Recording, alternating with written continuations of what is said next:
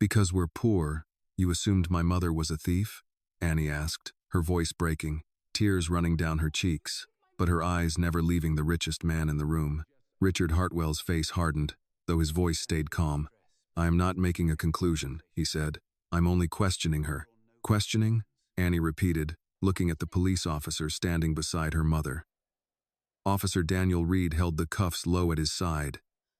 With handcuffs? Vivian Whitmore stood near the fireplace, one hand pressed against her bare ear. It's gone, she shouted. The earrings I left in the lounge are gone. She was the only one in that area. Marissa lifted her chin. I was cleaning, ma'am.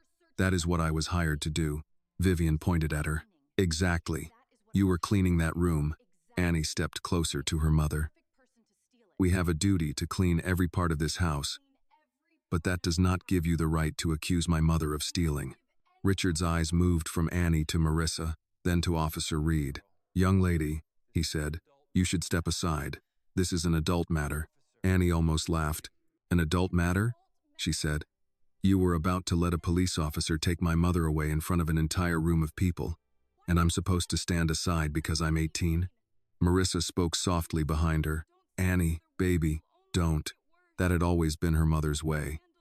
Even with a stranger's accusation wrapped around her throat, she was still trying to protect Annie. But Annie could not move. Richard exhaled through his nose. No one is saying your mother is guilty. Annie looked at him. You said people like her struggle with rent. Richard did not answer. You said stealing in your house would be a serious mistake. Annie continued. You didn't say that to Mrs. Whitmore. You didn't say it to any of the women who went in and out of that lounge. You said it to my mother. Vivian snapped.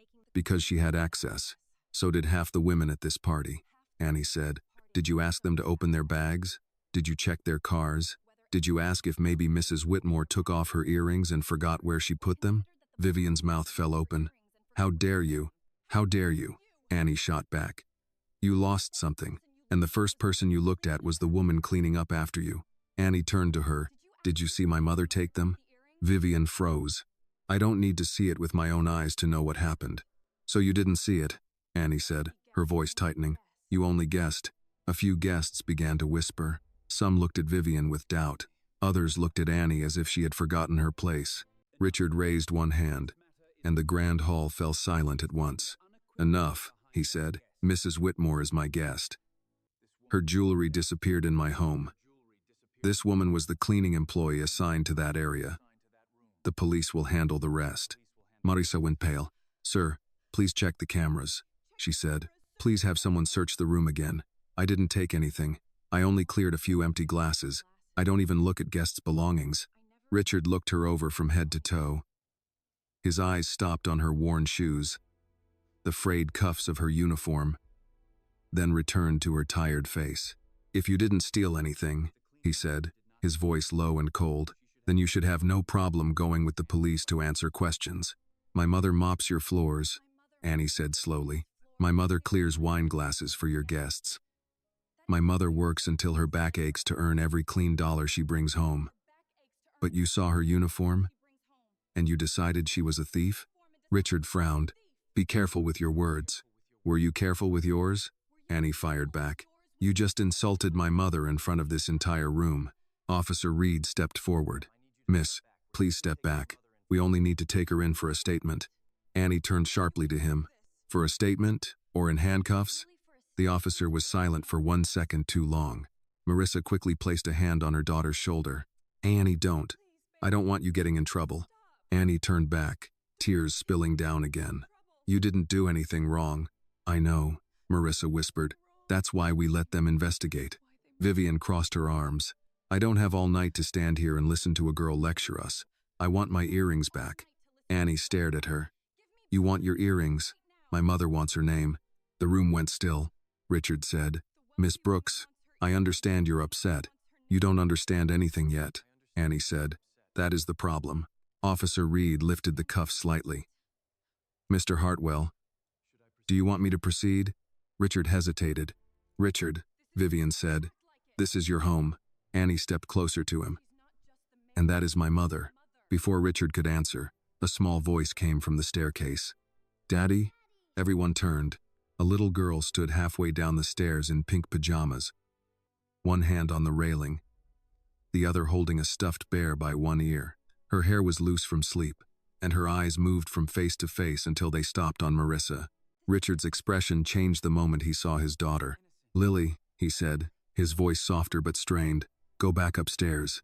She looked at the police officer, then at the handcuffs, then at Marissa's face. "Why is everyone yelling at the cleaning lady?" she asked. No one answered her. Vivian gave a sharp sigh. "Richard, please. This is not appropriate." Richard turned toward the stairs. "Go upstairs, sweetheart. Something is happening down here." Lily stayed where she was. "Is it about the earrings?" she asked. Richard went still for half a second. "This is not your concern. Don't make me say it again. But I saw this lady drop the sparkly earrings," Lily said, pointing at Vivian. "When she opened her purse to get her lipstick, she pushed them behind the big wooden box on the table. I was going to pick them up and give them to her, but then she suddenly yelled and ran out." Vivian turned toward her slowly. "What did you say?" Lily pointed toward the east hallway. "They're in the blue room, behind the big wooden box. I saw them when I went looking for Mr. Buttons." Richard stared at his daughter. "Lily, are you sure?" She nodded. "I didn't touch them because I thought they were somebody's. They were shiny, and one was kind of stuck behind the box. I was going to tell Mrs. Keller, but she told me to go upstairs." Vivian's face tightened. "She's 8 years old. Children imagine things." Annie looked at her. "Funny how you believed your imagination just fine when it pointed at my mother." Marissa put a hand on Annie's arm. "Baby." Richard looked toward Officer Reed. "Lower the cuffs." The officer did. "Let's go to the blue room," Richard said. Vivian stepped forward. "Richard, this is humiliating. I told you where I left them." Vivian took another step. "I don't want my private belongings searched by a crowd of people." Annie looked at her. "But you wanted my mother taken away in front of everyone?" Vivian snapped her head toward her. "You should learn to be quiet when adults are speaking." Annie was about to answer, but Marissa placed a hand on her shoulder. Her mother's hand was ice cold. "Annie," she said softly, "enough." "It's not enough, Mama." Annie did not turn around. "Not while they still haven't apologized to you." Vivian heard that. Her face tightened with anger. "This is ridiculous. I'm the one whose property went missing, and now everyone is looking at me like I did something wrong." Annie answered immediately.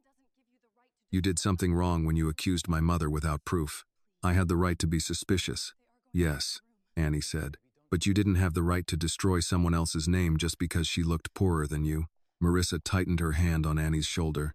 "Babe." Richard looked at Vivian now with less certainty than before. "We are going to check the room." The walk down the east hallway felt longer than it should have. The blue room sat at the end of the hall. A small sitting room with pale walls, a wide mirror, soft chairs, and a vanity covered with the leftovers of the evening. Tissues, lipstick, perfume bottles, a half-empty glass of white wine, and a large wooden box near the corner. Lily stood beside Richard and pointed. "There." Richard stepped forward. He reached for the wooden box, paused, then moved it aside. The diamond earrings lay behind it. One turned on its side, the other caught in the fold of a white hand towel. Marissa closed her eyes. Vivian's hand went to her mouth. "Oh." That was all she said. "Oh." Annie looked at her.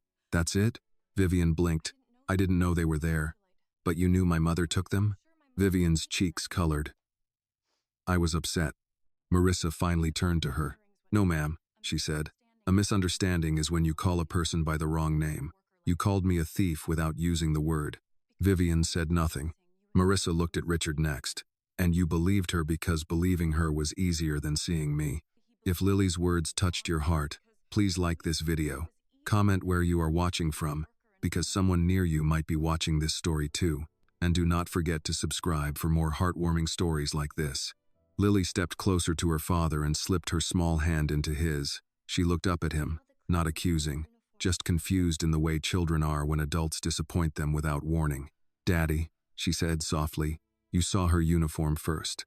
Richard looked down at his daughter. Then he looked at Marissa's name tag, Marissa Brooks.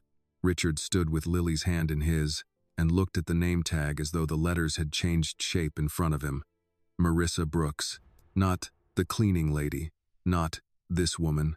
Not the answer to an accusation someone had been too comfortable making. Vivian reached toward the vanity. Well, now that my earrings have been found, I'd like them back. Richard did not move. The earrings were still behind the wooden box, one diamond catching the light every time someone shifted.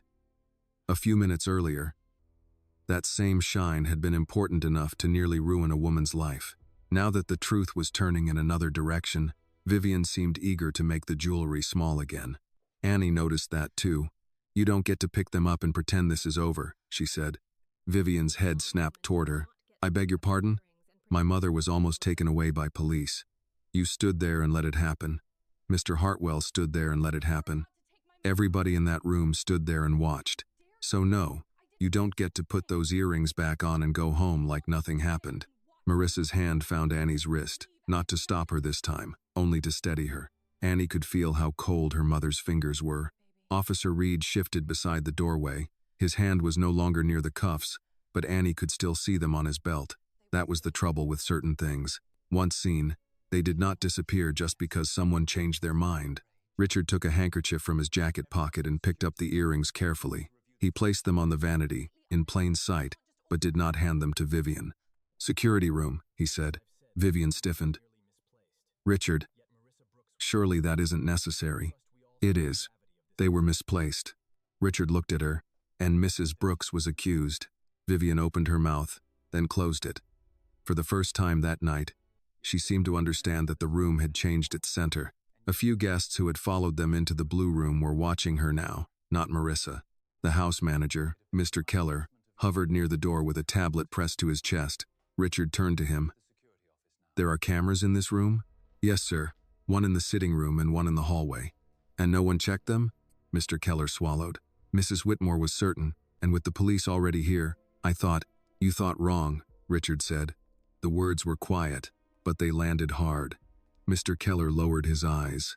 They moved through the back corridor toward the security office. Annie noticed the difference in the hallway immediately. The front of the house smelled like roses, perfume, and polished wood. This corridor smelled like floor cleaner, warm wiring, and the dinner trays waiting to be cleared. Guests walked through one world, workers moved through another. Same house, different map. Marissa walked beside Annie without speaking.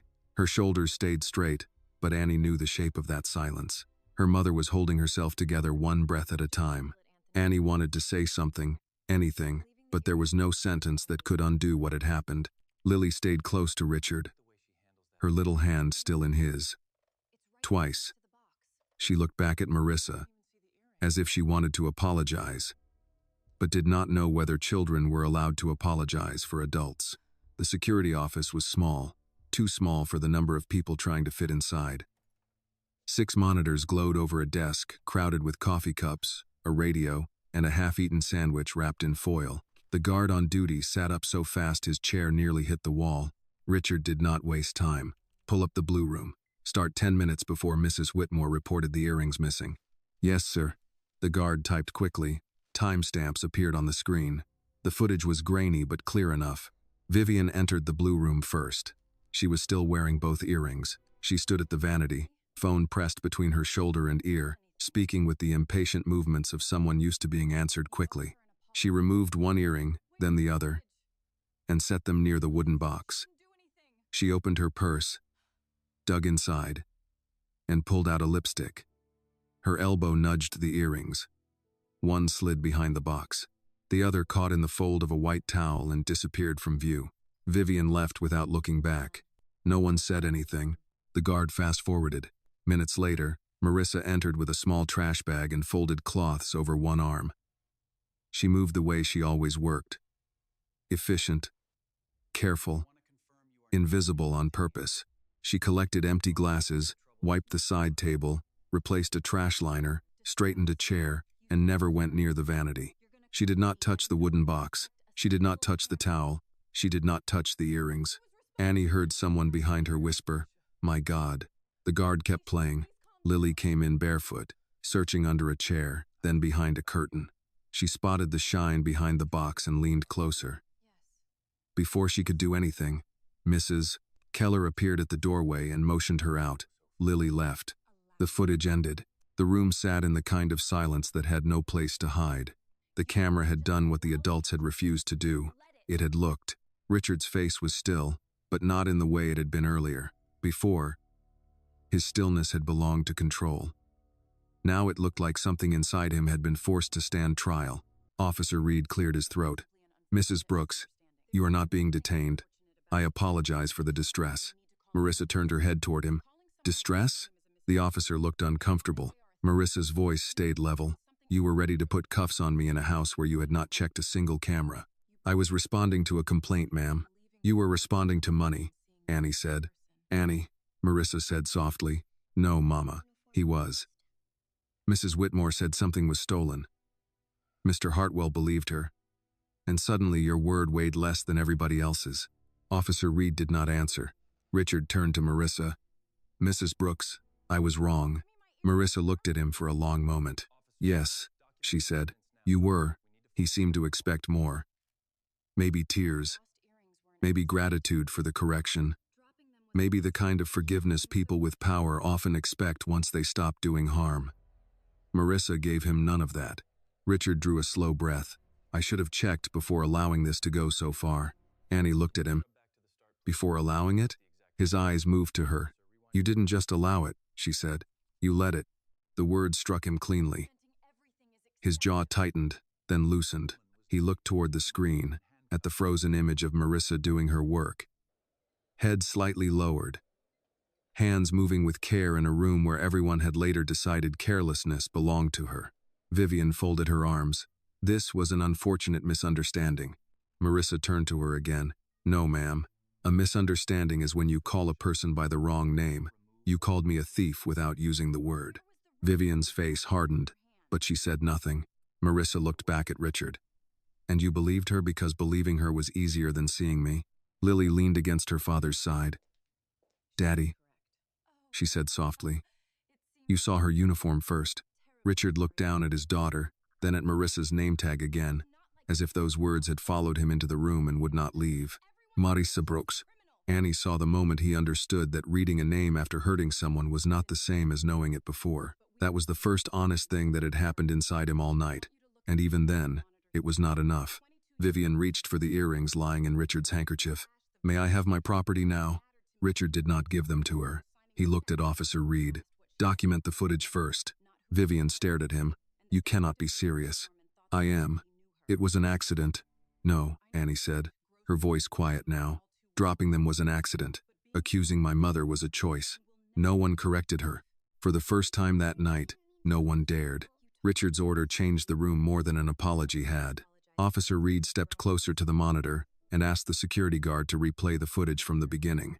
This time, his voice had lost the easy authority it carried in the grand hall. He took out a small notepad, wrote down the timestamps, then asked Mr. Keller for a copy of the video. Vivian stood rigid near the desk. "This is excessive." Richard looked at her. "A woman was nearly taken from my home in handcuffs, because my earrings were missing. Because you accused her." Vivian's mouth tightened. She glanced around, searching for support. But the guests who had followed them into the cramped security office were no longer meeting her eyes. People who had been eager to watch Marissa be questioned now looked uncomfortable watching Vivian be challenged. Annie saw it and hated how late it came. Marissa stood beside her, quiet, shoulders held straight. Only her hands betrayed her. They trembled at her sides, so she folded them together, fingers interlocked until her knuckles paled. Annie wanted to take those hands and warm them between her own, but she knew her mother would not want that here. Not yet. Not while they were still surrounded by the people who had just measured her worth and found it disposable. Officer Reed turned from the monitor. "Mrs. Brooks, I'll state for the record that the footage shows you did not remove or handle the earrings." Marissa looked at him. "For the record?" "Yes, ma'am." "And where was the record when you had cuffs in your hand?" The officer lowered his eyes. "I should have waited." "You should have looked," Marissa said. No one spoke. Richard's jaw moved once, as if he had swallowed a response that would have protected him more than it helped her. Then he said, "She's right." The two words did not repair anything, but they stopped the room from sliding away from responsibility.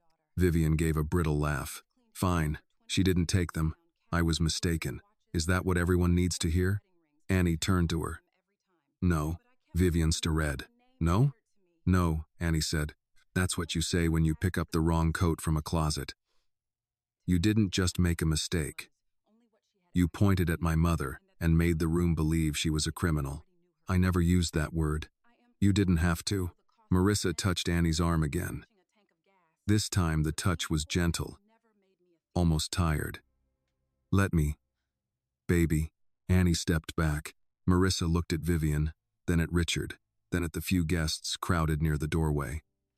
Her voice was not loud, but it carried because the room had finally become quiet enough to hear her. I have cleaned houses for 22 years, she said. I have found cash under sofa cushions, jewelry in bathroom drawers, watches in laundry baskets, pills, passports, wedding rings, things people forget and things people hide. I have returned all of it, every time. Sometimes I got a thank you. Sometimes I got nothing. But I kept doing my work because my name mattered to me even when it did not matter to the people signing the check. Annie felt her throat tighten. Marissa continued. Tonight, you did not ask who I was. You asked what I had access to. You did not ask what kind of woman I was. You looked at my uniform and thought you already knew. Vivian shifted, but Marissa did not let her interrupt. I am poor, Marissa said. That part is true. I know exactly how much rent costs. I know what it feels like to stretch a grocery list until it almost breaks. I know how to make one tank of gas last longer than it should. But being poor has never made me a thief. The words settled over the room. Richard looked down. Annie watched him. The man who had seemed so large in the ballroom seemed smaller now, not weak, but stripped of the distance his wealth had given him. He could not hide behind the chandeliers in a room this small. He could not make the truth look like a misunderstanding under fluorescent lights. Lily slipped away from her father and moved toward Marissa. Richard reached slightly, then stopped himself. I'm sorry, Lily said. Marissa's face softened at once. Oh, honey, you told the truth. You don't owe me an apology. Lily looked at the floor. I should have said it faster. You're 8, Marissa said. The grown-ups should have asked faster. That sentence landed harder than anything else had. Richard closed his eyes for a moment. Vivian looked toward the door. I would like to leave. You'll wait, Richard said. She turned on him. Excuse me? You'll wait until Officer Reed finishes documenting the footage. Then you'll apologize to Mrs. Brooks. Vivian's face changed. Richard, don't be absurd. It isn't a request. The old authority returned to his voice, but now it was pointed in a direction Annie had not expected. Vivian heard it too. Her pride fought her fear of embarrassment and lost by an inch. She turned to Marissa. I'm sorry if you felt accused. Annie let out a breath through her nose. If? Marissa raised one hand slightly, stopping her. She looked at Vivian. That is not an apology. Vivian's cheeks flushed. I said I was sorry. No, Marissa said. You said you were sorry for how I felt. My feelings did not accuse me. You did. The room held still again. Vivian's eyes shone, not with remorse, but with anger at being cornered. I'm sorry I accused you. Marissa waited. Vivian's jaw tightened. Without proof. Marissa nodded once. Thank you. The words were polite, but Annie heard what they did not include. They did not include forgiveness. Richard turned to Officer Reed. When you complete your report, I want a copy sent to Mrs. Brooks. I also want confirmation that she was never detained. Officer Reed nodded. Yes, sir. Annie looked at him. Not just to Mr. Hartwell, to my mother directly. The officer met her eyes, then looked at Marissa. Yes, to Mrs. Brooks directly.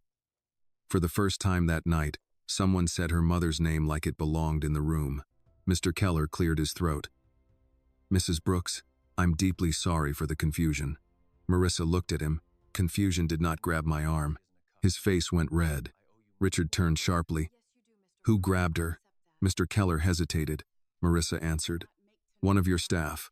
I don't know his name. He didn't give me the courtesy of his. Richard's expression darkened. Find out. The order sent Mr. Keller out of the room quickly. Annie watched him go and thought about all the times people learned names only after damage had been done. Her mother had worn a name tag all night. They could have read it at any time. They could have said it at any time. They had chosen not to. Vivian finally received her earrings after Officer Reed photographed them and logged where they had been found. She placed them in her purse instead of putting them back on. The empty space at her ears looked strange now, not like loss, but like exposure. The guests began to drift away, quiet and careful. Nobody laughed. Nobody touched Marissa. A few looked as though they wanted to say something, but shame kept them distant. Annie did not mind. She had no appetite for soft voices pretending to be kindness. Richard waited until the room thinned before speaking again. "Mrs. Brooks," he said, "I owe you more than an apology in a security room." Marissa looked at him. "Yes, you do." He took that without flinching. "Will you allow me to make this right?" Annie almost answered for her, but Marissa spoke first. "You cannot make tonight right," she said. "You can only decide what kind of man you will be after being wrong." Richard stood still. Lily looked up at him, her small hand finding his again. Annie saw his fingers close around his daughter's hand, slowly this time, as if he needed something honest to hold. Marissa turned toward the door. "Come on, Annie, we're going home." They walked out through the service corridor, not the grand hall. Annie noticed that too. Even after the truth, the house still had a back way for people like them. At the exit, Marissa stopped beside the mop bucket she had left earlier. The water had spread and dried in uneven streaks across the floor. She stared at it for a moment, then bent to pick it up. Annie grabbed her hand. "Mama, leave it." Marissa looked at the bucket, then at the hallway behind them, where Richard Hartwell stood watching, silent. For once, Marissa did not clean up the mess. She straightened, took her daughter's hand, and walked out into the cold Atlanta night. The cold outside did not feel clean. It felt sharp. Annie and Marissa crossed the gravel drive without speaking. Behind them, Hartwell Estate glowed as if nothing had happened inside it. Every window warm, every column lit, every parked car polished under the lamps. From a distance, the house still looked beautiful. That made Annie angrier. A place could look graceful from the road and still hold ugliness in its rooms. Marissa walked with her purse tucked under one arm, her cleaning shoes making soft sounds against the stone. Annie kept expecting her mother to say something. She expected anger, a prayer, maybe one of those hard little lessons Marissa used when life disappointed her again. But Marissa said nothing. Their old Toyota Corolla sat near the service lot, between a catering van and a truck from the floral company. The windshield had fogged at the edges. Annie opened the passenger door, then stopped when she realized her mother had not moved. Marissa stood beside the driver's door, looking down at her hands. "Mama?" Marissa flexed her fingers once. The skin around her wrist was red where the officer had held her. Not bruised yet, but it would be by morning. Annie saw it and felt the rage return so fast it almost made her dizzy. "He touched you," Annie said. Marissa looked at the mark as if she had only now noticed it. "It'll fade. That's not the point." "I know." Annie waited. The night hummed around them. Somewhere beyond the hedges, traffic moved along the road. Ordinary people heading home from late shifts, grocery runs, church meetings, hospital visits. The world kept going. That felt unfair too. Marissa unlocked the car and sat behind the wheel. Annie got in beside her. For a while, neither of them closed the doors. The air inside smelled like lemon wipes, old coffee, and the peppermint candies Marissa kept in the console for long drives between jobs. Finally, Marissa pulled her door shut. Annie did the same. The sound was small, but it made the night feel final. Marissa put the key in the ignition, then stopped. Her hand stayed there, unmoving. "I am sorry," she said. Annie turned. "For what?" "For you seeing that." Annie stared at her. "Mama, no." Marissa looked straight ahead through the windshield. A child should not have to stand between her mother and handcuffs. "I'm not a child. You are mine." The answer broke something in Annie's chest. She looked out the window because if she looked at her mother, she would cry again, and she was tired of crying in places where people had already taken too much. "You didn't do anything wrong," Annie said. "I know. Then don't apologize." Marissa's mouth trembled once, but she held it still. "I am not apologizing for what they did. I am apologizing because I wanted better for you than this." The engine clicked when she turned the key. The Corolla shuddered awake. Marissa backed out slowly. Past the catering crew. Past two valets pretending not to look at them. Past the side entrance where workers came and went without touching the front steps. Annie watched the mansion shrink in the side mirror until the gates closed behind them. For the first mile, there was only the road. Then Annie said, "You should have let me say more." Marissa gave a tired breath. "You said plenty. Not enough. You think words fix men like that?" "No, but silence feeds them." Marissa glanced at her. Annie's hands were clenched in her lap. They were going to let him take you. All those people. They heard her. They heard him. They saw the cuffs. Nobody said a thing until Lily came down. People protect their comfort before they protect the truth, Marissa said, especially when the truth might cost them dinner invitations. That's awful. It is old, Marissa said. That was worse somehow. They drove through neighborhoods that changed block by block.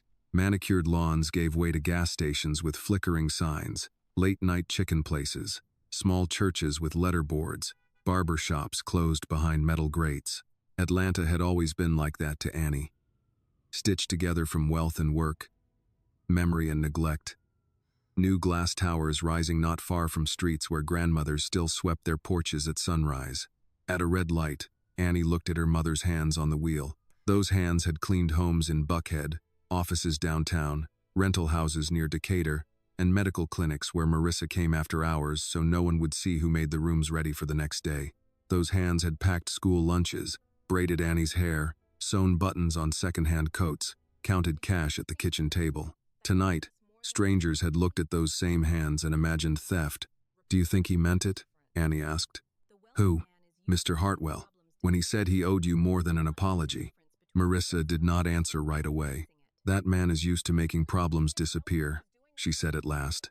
"I don't know if he understands the difference between fixing a problem and facing it." Annie let that sit. "What about Mrs. Whitmore?" Marissa's eyes stayed on the road.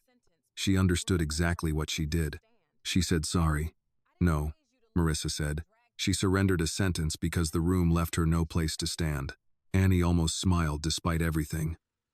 Her mother could turn a phrase when she was angry. Quiet anger, church lady anger, the kind wrapped in grammar and steel. They reached their apartment complex a little after midnight. The building sat under yellow security lights. 3 stories of brick, with old railings and mailboxes that stuck if pulled too fast. A neighbor's TV flickered blue through closed blinds. Somewhere upstairs, a baby cried, then stopped. The place was tired, but it was theirs. Marissa parked in their usual spot near the laundry room. For a moment, she did not get out. Annie opened her mouth, then closed it. Marissa looked at her. "Say it." "I hate them." "No, you don't." "Yes, I do." "No," Marissa said quietly. "You hate what they did. Don't give people like that the power to turn your heart into a room they own." Annie swallowed. "How do you do that?" "I don't always." That honesty surprised her. Marissa leaned back against the seat and closed her eyes for 1 second. When she opened them, they were wet but steady. "Some nights I come home and I am so tired of being gracious, I could scream into a pillow until morning. Some nights I wonder why I raised you to be polite in a world that mistakes politeness for permission." Annie whispered, "Mama, but then I remember," Marissa continued. "I did not raise you to be polite so people could step on you. I raised you to know the difference between dignity and surrender. Tonight, you knew the difference." Annie looked down at her lap. Marissa reached over and touched her cheek. "I was proud of you." The words made Annie cry again, but this time the tears came quietly, with no room full of strangers to witness them. Inside the apartment, the kitchen light buzzed when Annie flipped it on. There were 2 plates in the sink from breakfast, a dish towel over the oven handle, and Marissa's work schedule pinned to the fridge with a magnet shaped like a peach. Home did not look like much, but no one here looked through them.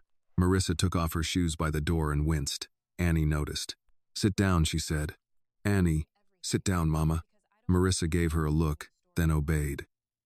Annie filled a bowl with warm water and found the Epsom salt under the sink. She had watched her mother do this for herself 100 times after long shifts. Tonight, she knelt and helped her soak her feet. Marissa looked embarrassed. "You don't need to do that." "Yes, I do." The room grew quiet except for the hum of the refrigerator. After a while, Annie stood, grabbed her notebook from her backpack, and sat at the kitchen table. Marissa watched her. "What are you writing?" "Everything. Baby, it's late. I don't want them changing it tomorrow." Marissa's face changed. She understood.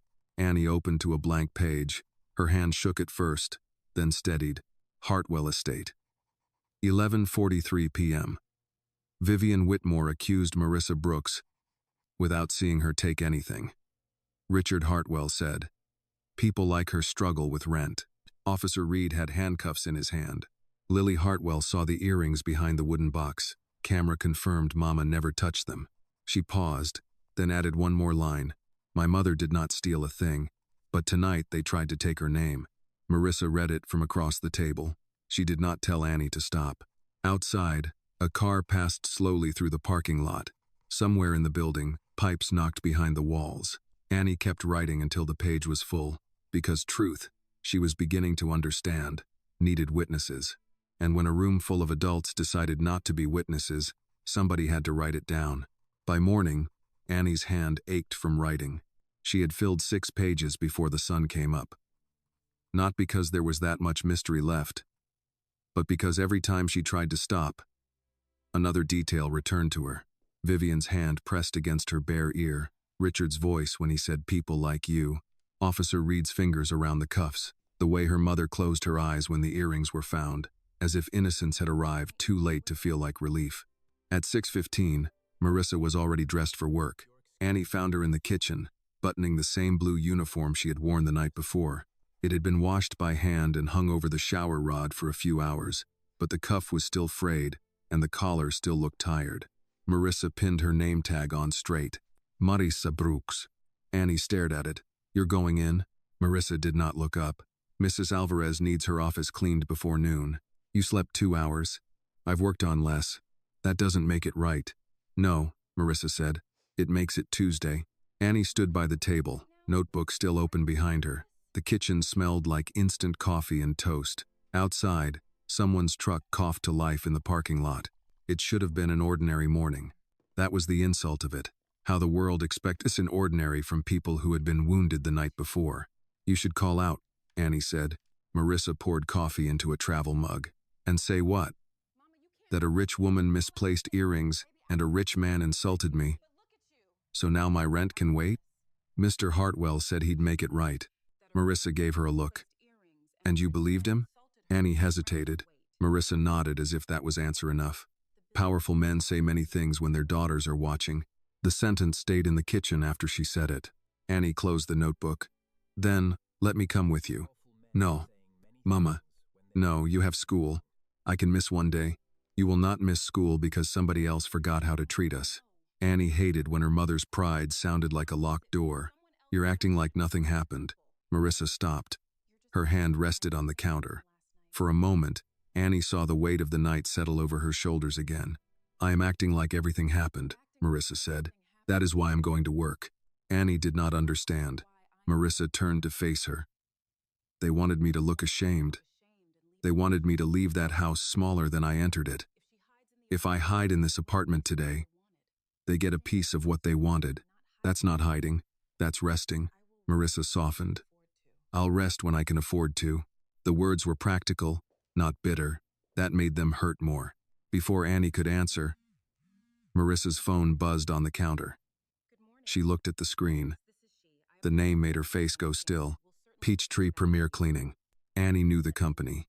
They assigned most of Marissa's larger jobs, including Hartwell Estate. Marissa wiped her hand on a dish towel before answering. Good morning, this is Marissa. Annie watched her mother listen. Yes, ma'am, Marissa said. I understand there was an incident. But the cameras showed I didn't. She stopped. The kitchen seemed to shrink. No, ma'am. I was not arrested. No, ma'am. The police confirmed. Another pause. Marissa looked down at the floor. Her voice stayed polite because politeness had been trained into her by years of needing work from people who did not deserve it. I understand. Thank you for calling. She hung up. Annie already knew. They fired you? Suspended, Marissa said. Pending review. That means fired. It means pending review. Mama. Marissa picked up her travel mug, then set it down again. They said the Hartwell family has not filed a complaint against me, but several clients heard there was a police matter. They don't want to send me into private homes until things are clarified. Clarified? Annie's voice rose. It was clarified on camera. They said perception matters. Annie felt something hot and helpless climb her throat. Whose perception? The people who were wrong. Marissa did not answer. She moved to the sink and rinsed a spoon that was already clean. Annie grabbed her notebook. I'm calling Mr. Hartwell. No, you are not. He caused this. He contributed to it. He caused it, Annie said. He said those words in front of everybody. He let the officer pull out cuffs. Now your company thinks you're a risk. Marissa turned off the water. And what do you want to do? Beg him to fix our lives? No, make him face what he broke. Marissa looked at her daughter for a long time. There is a difference between asking for justice and handing somebody your dignity with a receipt attached. I'm not handing him anything. I'm making a record. Annie opened the notebook and wrote, 8:07 a.m. Peachtree Premier Cleaning suspended Mama because of perception, even after camera proved she did nothing. Marissa watched the pen move. You write like your grandmother, she said quietly. Annie looked up. Grandma wrote things down? Everything. Bills, recipes, birthdays, people who owed her money, people who owed her an apology. A faint smile crossed Marissa's face and vanished. She used to say paper remembers what people edit. Annie looked down at the page. She was right. At Hartwell Estate, Richard had not slept either. He stood in the blue room after sunrise, alone except for the housekeeper vacuuming the hall outside. The room had been restored. The glasses were gone. The towel had been replaced. The wooden box sat back on the vanity as if it had not hidden the truth a few hours before. That bothered him. He had spent most of his life believing order was proof that things were under control. That morning, the neat room looked dishonest. Lily appeared in the doorway in her school uniform, hair brushed but still slightly uneven where she had slept on it. She held Mr. Buttons against her chest. Daddy? Richard turned. Good morning. Are you still mad? He frowned. At you? No.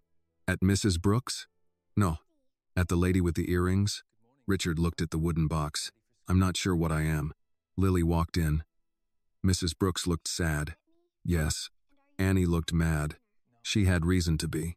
Lily touched the edge of the vanity. Did you say sorry? I did. Lily considered that with the hard seriousness of a child deciding whether an adult answer was good enough. Did she feel better? Richard had no answer. Lily nodded as if that proved something. Then maybe sorry wasn't finished. The words landed with irritating precision. Richard's phone rang before he could respond. It was Mr. Keller.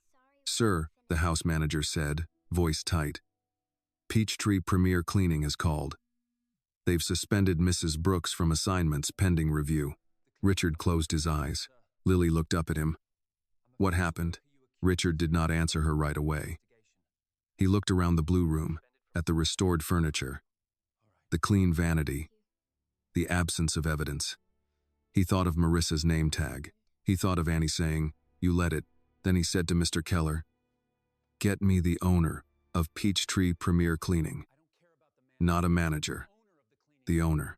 Yes, sir. And Keller? Yes, sir. Find the staff member who grabbed Mrs. Brooks's arm last night. A pause. Yes, sir. Richard ended the call. Lily was still watching him. Daddy, she said, are you fixing it? Richard looked at his daughter. I'm trying. She hugged Mr. Buttons tighter. Try where she can see. For the second time in less than 12 hours, Richard Hartwell found himself corrected by an 8-year-old. Across town, Annie was still at the kitchen table when Marissa finally sat down across from her. Not because she had given up, but because there was nowhere to go until the phone rang again. Annie pushed the notebook toward her. Marissa read the new line about Peachtree Premier. Her face did not change, but her fingers paused over the words. Paper remembers, Annie said. Marissa looked at her. And if they try to call this a misunderstanding, Annie continued, we'll have every piece written down.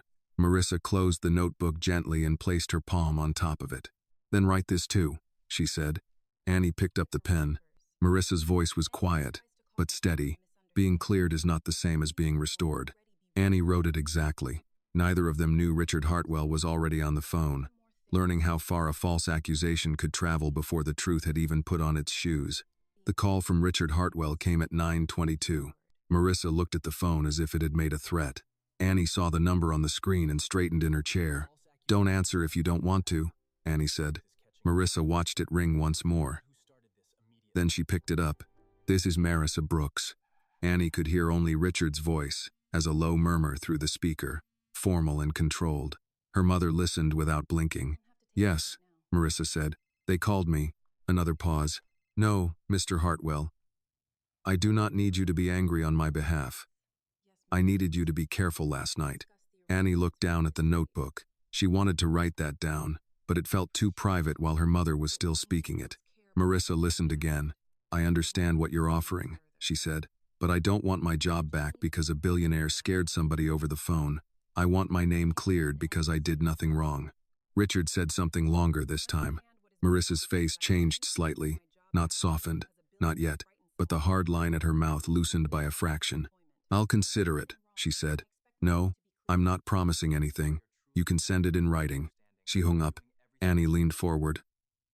What did he say? He spoke to the owner of Peachtree Premier. They're reinstating me.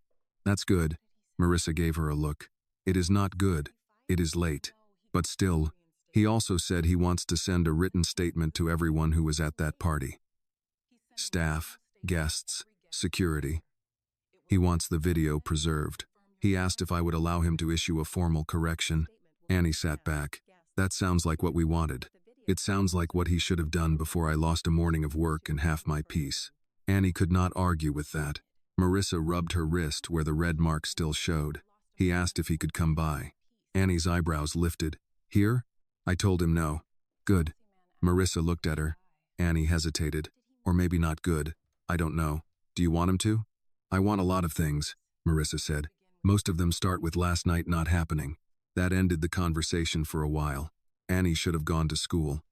Her backpack sat by the door, one strap twisted, her senior English papers still unfinished inside. But every ordinary thing seemed rude that morning. Algebra, attendance, cafeteria pizza, hallway gossip. Her mother's name had almost been broken in a mansion, and the world expected Annie to sit in third period like she did not still hear handcuffs. At 10:40, the phone rang again. This time Marissa did not answer. It was Peachtree Premier. A voicemail arrived. Marissa played it on speaker. Mrs. Brooks, this is Dana Whitcomb from Peachtree Premier. We want to apologize for the earlier call. After receiving clarification from Mr. Hartwell's office and reviewing the security notes, we are restoring your assignments effective immediately. We value your years of service and regret any confusion. Annie laughed once. Confusion. Marissa closed her eyes. They love that word. Can I write it down? You already are. Annie was. 10:43 a.m. Peachtree reinstated Mama after Mr. Hartwell called. They said, confusion. They did not say, we were wrong. Marissa stood and took her mug to the sink. That company has sent me into houses where people left cash on counters just to test me. They thought I didn't know. Annie looked up. What? Some people do that. A 20 on a dresser, a bracelet near the sink, a wallet half open, then they call it trust once you pass. That's sick. That's America, Marissa said, then turned off the faucet. Not all of it. Enough of it. Before Annie could answer, someone knocked. Both women went still. It was not a neighbor's knock. Neighbors tapped lightly or called through the door. This was measured. Careful. A knock from a man who had stood in boardrooms and did not know how hard to knock on a poor woman's door. Annie moved first and looked through the peephole. Richard Hartwell stood outside in a dark overcoat. No driver, no assistant, no house manager. He held a plain folder in one hand. Behind him, the cracked concrete walkway and peeling stair rail made him look misplaced. Annie turned back. It's him. Marissa's face went still again. I told him no. Annie looked through the peephole once more. Richard did not knock again. He just waited. That's the first smart thing he's done, Annie muttered. Marissa gave her a warning look, then walked to the door and opened it halfway. Mr. Hartwell. Richard looked at her, then at Annie behind her. His eyes went to Marissa's wrist and stopped there for 1 second. I know you said not to come, he said. I won't ask to come in. I only wanted to bring this myself. He held out the folder. Marissa did not take it yet. What is it? A written statement. It says the accusation against you was false, that the earrings were recovered in the blue room, that the security footage shows you never touched them, and that I acted without sufficient evidence. It also states that my words contributed to harm against your reputation. Annie watched him carefully. Does it say you were biased? Richard's eyes moved to her. Yes. That surprised her. He opened the folder and read from the page. My assumption was shaped by Mrs. Brooks's employment, her position in my home that evening, and my own failure to question why I accepted suspicion more readily when it was directed at a working-class black woman. The hallway was quiet. Marissa's hand tightened on the door. Richard lowered the page. I have sent it to Peachtree Premier. I will send it to every guest and vendor from last night. But I wanted you to see it first. Marissa looked at the folder. Why? Because I spoke about you in front of other people before I spoke to you like a person. The sentence sat between them. Annie hated that it was a good sentence. She hated more that he seemed to mean it. Marissa took the folder but did not invite him in. Thank you for bringing it. Richard nodded. Mrs. Brooks, I would also like to compensate you for the lost work and for what happened in my home. Marissa's face hardened. I am not for sale. I didn't mean. I know what you meant. I'm telling you where the line is. Richard accepted that. Then tell me how to approach it. Annie looked at her mother. Marissa seemed tired down to the bone, but her voice stayed clear. You don't approach it today, she said. Today you let me decide what I can stand to read. Today you go home and explain to your daughter why she had to be the one to tell the truth in a room full of adults. Richard looked down. Marissa began to close the door, then stopped. And Mr. Hartwell? Yes? If you send that letter, do not call it an unfortunate incident. Do not call it confusion. Do not call it a misunderstanding. Richard nodded slowly. What should I call it? Marissa looked him in the eye. What it was. She closed the door. For a moment, neither she nor Annie moved. Then Marissa handed the folder to her daughter and sat at the kitchen table as if her knees had finally remembered the night before. Annie opened the folder and read the first line. To Mrs. Marissa Brooks, and to every person who witnessed what happened in my home. She looked at her mother. Marissa whispered, Keep reading. Annie did, and for the first time since the earrings disappeared, the truth began moving faster than the lie. Annie read the letter twice. The first time, she read it as a daughter, with her hands tight around the pages and her eyes stopping on every sentence that named what had happened. The second time, she read it like a witness. She checked what Richard admitted and what he avoided. He admitted the accusation had been false. He admitted the earrings had been found in the blue room behind the wooden box. He admitted security footage showed Marissa Brooks had not touched them. He admitted he had allowed suspicion to move faster than evidence. He admitted his words about rent and people like her had been harmful, biased, and wrong. Annie stopped there and looked up. Marissa sat across from her with both hands around a mug she had not drunk from. He wrote biased, Annie said. I heard. He didn't soften it. No. Annie looked back at the letter. Do you believe him? Marissa was quiet for a while. Outside the kitchen window, a maintenance man pushed a cart past the laundry room. Somebody upstairs dropped something heavy, then cursed under their breath. The building kept living around them. I believe he knows he was wrong, Marissa said. That is not the same as knowing what to do with being wrong. Annie nodded slowly. That sounded like something her mother would say, and also like something she would need years to understand fully. At noon, the statement went out. Annie knew because her phone started buzzing first. A text came from Kayla, her best friend from school. Girl, what happened at some rich people house last night? Then another. My aunt works catering. She said a lady accused your mom. Then a third. Are you okay? Annie stared at the screen, then turned it face down. Marissa noticed. People are talking? They were always going to. Then let them talk with the truth in their mouths. That line went into the notebook. 12:14 p.m. Mama said let them talk with the truth in their mouths. By 2 o'clock, Peachtree Premier had sent a second email. This one did not say confusion. It said Mrs. Brooks was wrongly implicated in a matter that has since been fully resolved by video evidence. It said her assignments would continue uninterrupted. It said the company valued her integrity and years of trusted service. Annie read it out loud and made a face. They valued your integrity after Mr. Hartwell put it in writing. Marissa took the phone and read the email herself. Still no apology. Do you want me to reply? No. I could make it sound professional. That is what worries me. Annie almost smiled. It was the first almost smile in the apartment all day. Then another message came in, this one from an unknown number. It was a screenshot of a social media post. Someone who had been at the party had written, Last night at Hartwell Estate, there was an unfortunate situation involving misplaced jewelry and a staff member. Glad it was resolved peacefully. Annie's face changed. Marissa saw it. What? Annie handed her the phone. Marissa read the post, then closed her eyes. There it is. What? The polishing. Annie stood so fast, the chair scraped. No, absolutely not. Annie, no, Mama. They are not going to turn what happened to you into misplaced jewelry and a staff member. Marissa did not stop her this time. Annie opened her notebook, took a picture of the page where she had written the time, the words, the cuffs, Lily, the camera. She did not post it. Not yet. Instead, she typed a comment under the woman's post with hands that shook only at the beginning. My mother has a name. Her name is Marissa Brooks. She was accused without proof, nearly taken away in handcuffs, and cleared by camera footage. That is not misplaced jewelry and a staff member. That is a false accusation against a working woman who deserved better. She read it to Marissa. Her mother looked tired, but her eyes stayed steady. Take out the last sentence. Why? Because she deserved better sounds like asking them to feel sorry. I do not want pity in my defense. Annie deleted it. Marissa thought for a moment. Right. She deserved the truth before suspicion. Annie changed it and posted. For 10 minutes, nothing happened. Then everything happened at once. Kayla liked the comment. Then her aunt did. Then 2 catering workers added their own comments. One wrote, I was there. The daughter is telling the truth. Another wrote, the police had cuffs out before anyone checked cameras. The original poster deleted her post. Annie stared at the screen. She deleted it. Marissa sipped her cold coffee.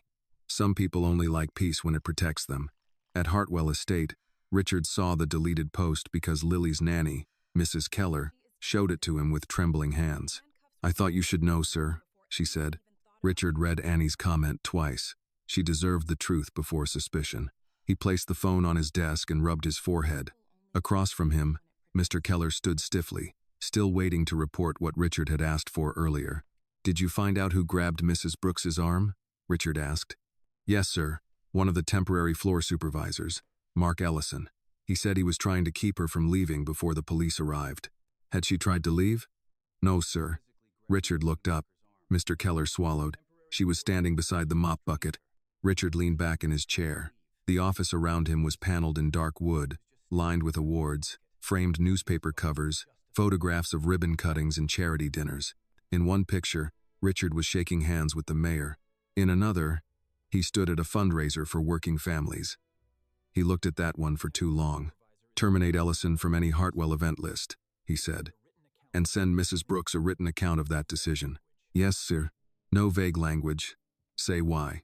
Mr. Keller nodded. Yes, sir. After he left, Richard sat alone until Lily came in without knocking. She had changed out of her school uniform and still carried Mr. Buttons, though Richard suspected she was old enough not to need him and young enough to pretend she did. Are you working? She asked. I'm trying to.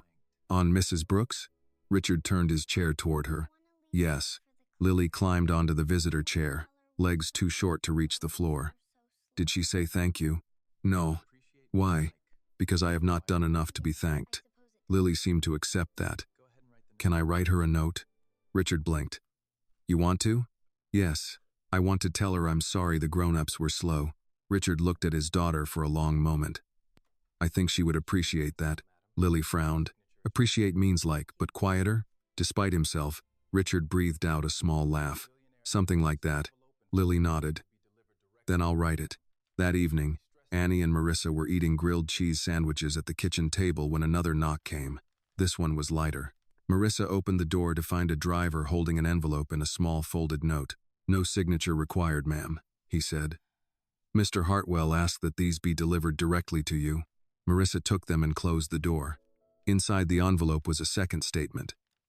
Mark Ellison, temporary floor supervisor, had been removed from all Hartwell contracted events for physically restraining Marissa Brooks without cause or authority.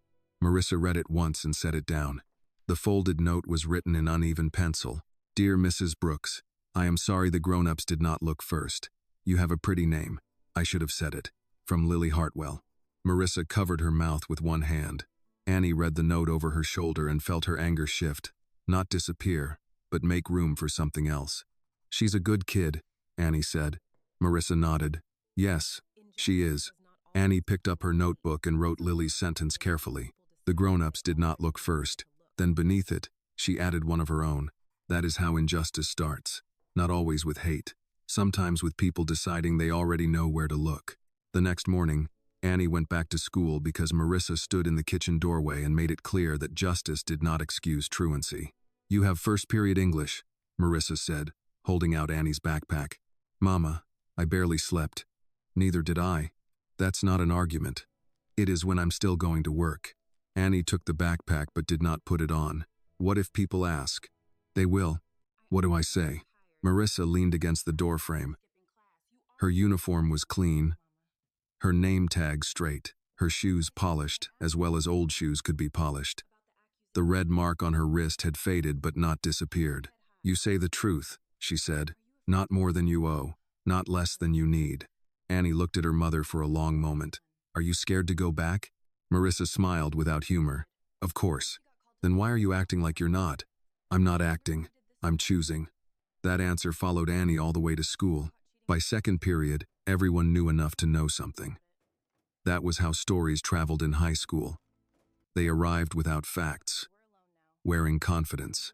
Annie heard whispers at her locker, in the hall outside chemistry, near the vending machines. Some students looked at her with concern. Others looked at her like she had become part of a video they had not seen yet. Kayla found her before lunch and pulled her into the empty choir room. "Okay," Kayla said, closing the door. "Tell me what actually happened." Annie set her backpack on a chair. "My mother was working at Hartwell Estate. Some rich woman lost earrings. She blamed Mama. Hartwell called the cops. His daughter found the earrings where the woman dropped them." Kayla's mouth opened. "That's the short version?" "That is the clean version." Kayla sat down slowly. "Did they really have cuffs out?" Annie nodded. Kayla's face changed. She had known Annie since 6th grade. She had eaten Marissa's cornbread, borrowed Marissa's umbrella, fallen asleep on their couch during sophomore finals. To Kayla, Marissa was not a headline or a staff member. She was the woman who packed extra sandwiches because teenage girls lie about not being hungry. "I'm sorry," Kayla said. Annie looked away. "I hate that sentence today." "I know. I don't have a better one." That made Annie breathe out. Not quite a laugh. Close. At lunch, Annie checked her phone and saw that Richard's statement had been forwarded, screenshotted, discussed, praised, criticized, and repackaged by people who had not been there. Some comments called him brave for admitting bias. That made Annie so angry she had to put the phone down. Brave. Her mother had stood in a room with handcuffs waiting. Richard had written a letter after being proven wrong. People loved a powerful man's apology more than a poor woman's innocence.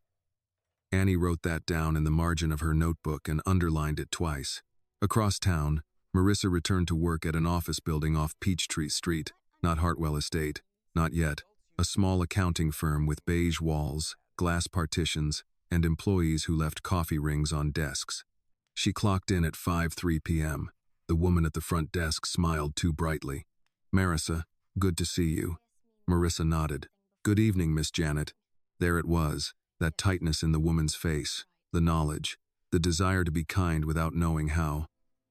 Marissa had seen it before after deaths, layoffs, evictions, hospital scares. People approached the wounded like they were holding a glass too full. "If you need anything tonight," Janet began. "I need the supply closet key." Janet blinked, then handed it over. "Of course." Marissa cleaned the conference room first. She wiped the table in long, even strokes, emptied trash bins, replaced liners, cleaned fingerprints from the glass door. Work steadied her. It always had. The rag in her hand, the checklist on the cart, the order of tasks. There was mercy in a thing that made sense. In the third office, she found a $20 bill on the floor beneath a rolling chair. She looked at it for a long moment. Then she picked it up, walked back to the front desk, and placed it in front of Janet. This was under Mr. Lowell's chair. Janet's face flushed. "Oh, thank you." Marissa waited. Janet looked confused. "I'll make sure he gets it." Marissa nodded and went back to work. She did not know why that small moment hurt more than expected. Maybe because she had returned money all her life, and still one accusation had been enough to make people wonder. A reputation could take 20 years to build and 10 seconds to threaten. That was the math working people lived with. At Hartwell Estate, Richard sat at his desk with 3 printed pages in front of him. His legal counsel had revised the statement he wanted to send to all guests. The new version was safer, cleaner, less direct. He read the first line again. An unfortunate incident occurred during last evening's private gathering. He took a pen and crossed it out. Lily sat on the rug near the fireplace, drawing with colored pencils. She had been allowed to stay in his office after dinner because, as she put it, "You make better choices when I'm here." Richard had not argued. "What does unfortunate mean?" she asked without looking up. "It means something bad happened." "Then why not say bad?" Richard looked at the crossed-out sentence. "Because adults like words that make bad things sound less bad." Lily considered that. "That's sneaky." "Yes," Richard said. "It can be." He pulled a fresh sheet toward him and wrote by hand. "Last night, in my home, Mrs. Marissa Brooks was falsely accused of stealing jewelry. The accusation was made without evidence. I accepted it too quickly. I allowed police involvement before the room had been searched and before security footage had been reviewed. That was wrong." He paused, then added the line he had been avoiding because it left him nowhere to hide. "My judgment was influenced by bias." His pen stopped. Lily looked up. "Is bias when you think something before you know something?" Richard stared at her. "Yes," he said. "That is a very good definition. Did you have it?" "Yes." "With Mrs. Brooks?" "Yes." Lily went back to coloring. "Then write that." So he did. Later that evening, Annie and Marissa met at the bus stop because the Corolla had started making a grinding sound and Marissa refused to push it another day without a mechanic looking at it. They sat together on the bench under the flickering shelter light. Marissa smelled faintly of disinfectant and cold air. Annie smelled like school hallway and cheap cafeteria fries. "How was it?" Annie asked. "Work?" Annie nodded. "Quiet. That means bad. That means quiet." Annie gave her a look. Marissa sighed. "People were careful with me. Isn't that good?" "Not always. Sometimes careful is just another way of keeping distance." The bus rolled up before Annie could answer. They climbed on, paid, and took 2 seats near the middle. An older man in a falcon's cap nodded at Marissa. She nodded back. A woman with grocery bags shifted one bag so Annie could sit easier. Ordinary kindness, small and unannounced. Annie felt herself loosen a little. Halfway home, Marissa's phone buzzed. She opened the email. Annie leaned close. The subject line read, "Formal statement regarding Mrs. Marissa Brooks." Marissa read silently. Annie watched her face. Once. Her mother's lips pressed together. Once. Her eyes closed. At the end, she handed the phone to Annie. This version was not polished. It said false accusation. It said without evidence. It said bias. It said Mrs. Marissa Brooks by name every time. It said the video would remain preserved and available to her. It said every vendor and guest would receive the statement. It said Hartwell Estate would change its policy before hosting another event. Annie read the last line twice. "Mrs. Brooks was owed the truth before suspicion, and she did not receive it in my home." Annie looked at her mother. Marissa stared out the bus window at the passing lights. "He used your words." "No," Annie said. "He used yours too." Marissa did not answer. At home, Annie printed the statement at the library kiosk in the apartment office because their printer had been out of ink since October. She placed it beside her notebook on the kitchen table. Marissa changed out of her uniform and came back in house slippers. For a while, they just looked at the pages. "Does it help?" Annie asked. Marissa touched the corner of the printed statement. "It helps the world know," she said. "That's not the same as helping my body forget." Annie nodded. She understood. The mind could receive correction faster than the heart could release injury. Marissa went to bed early, though Annie heard her moving around for another hour. Opening drawers, closing them, checking the front door twice, the small habits of a woman trying to feel safe in her own life again. Annie stayed at the kitchen table and opened her notebook. She wrote the title at the top of a new page, "What they call it when they want to move on." Under it, she listed the words she had heard in the last 24 hours. Confusion, incident, misunderstanding, misplaced, resolved, distress. Then she wrote what it had actually been: a false accusation, a public humiliation, a bias, a near arrest, an injustice. She sat with that word for a long time. Injustice. It looked heavy on the page, but not too heavy to carry.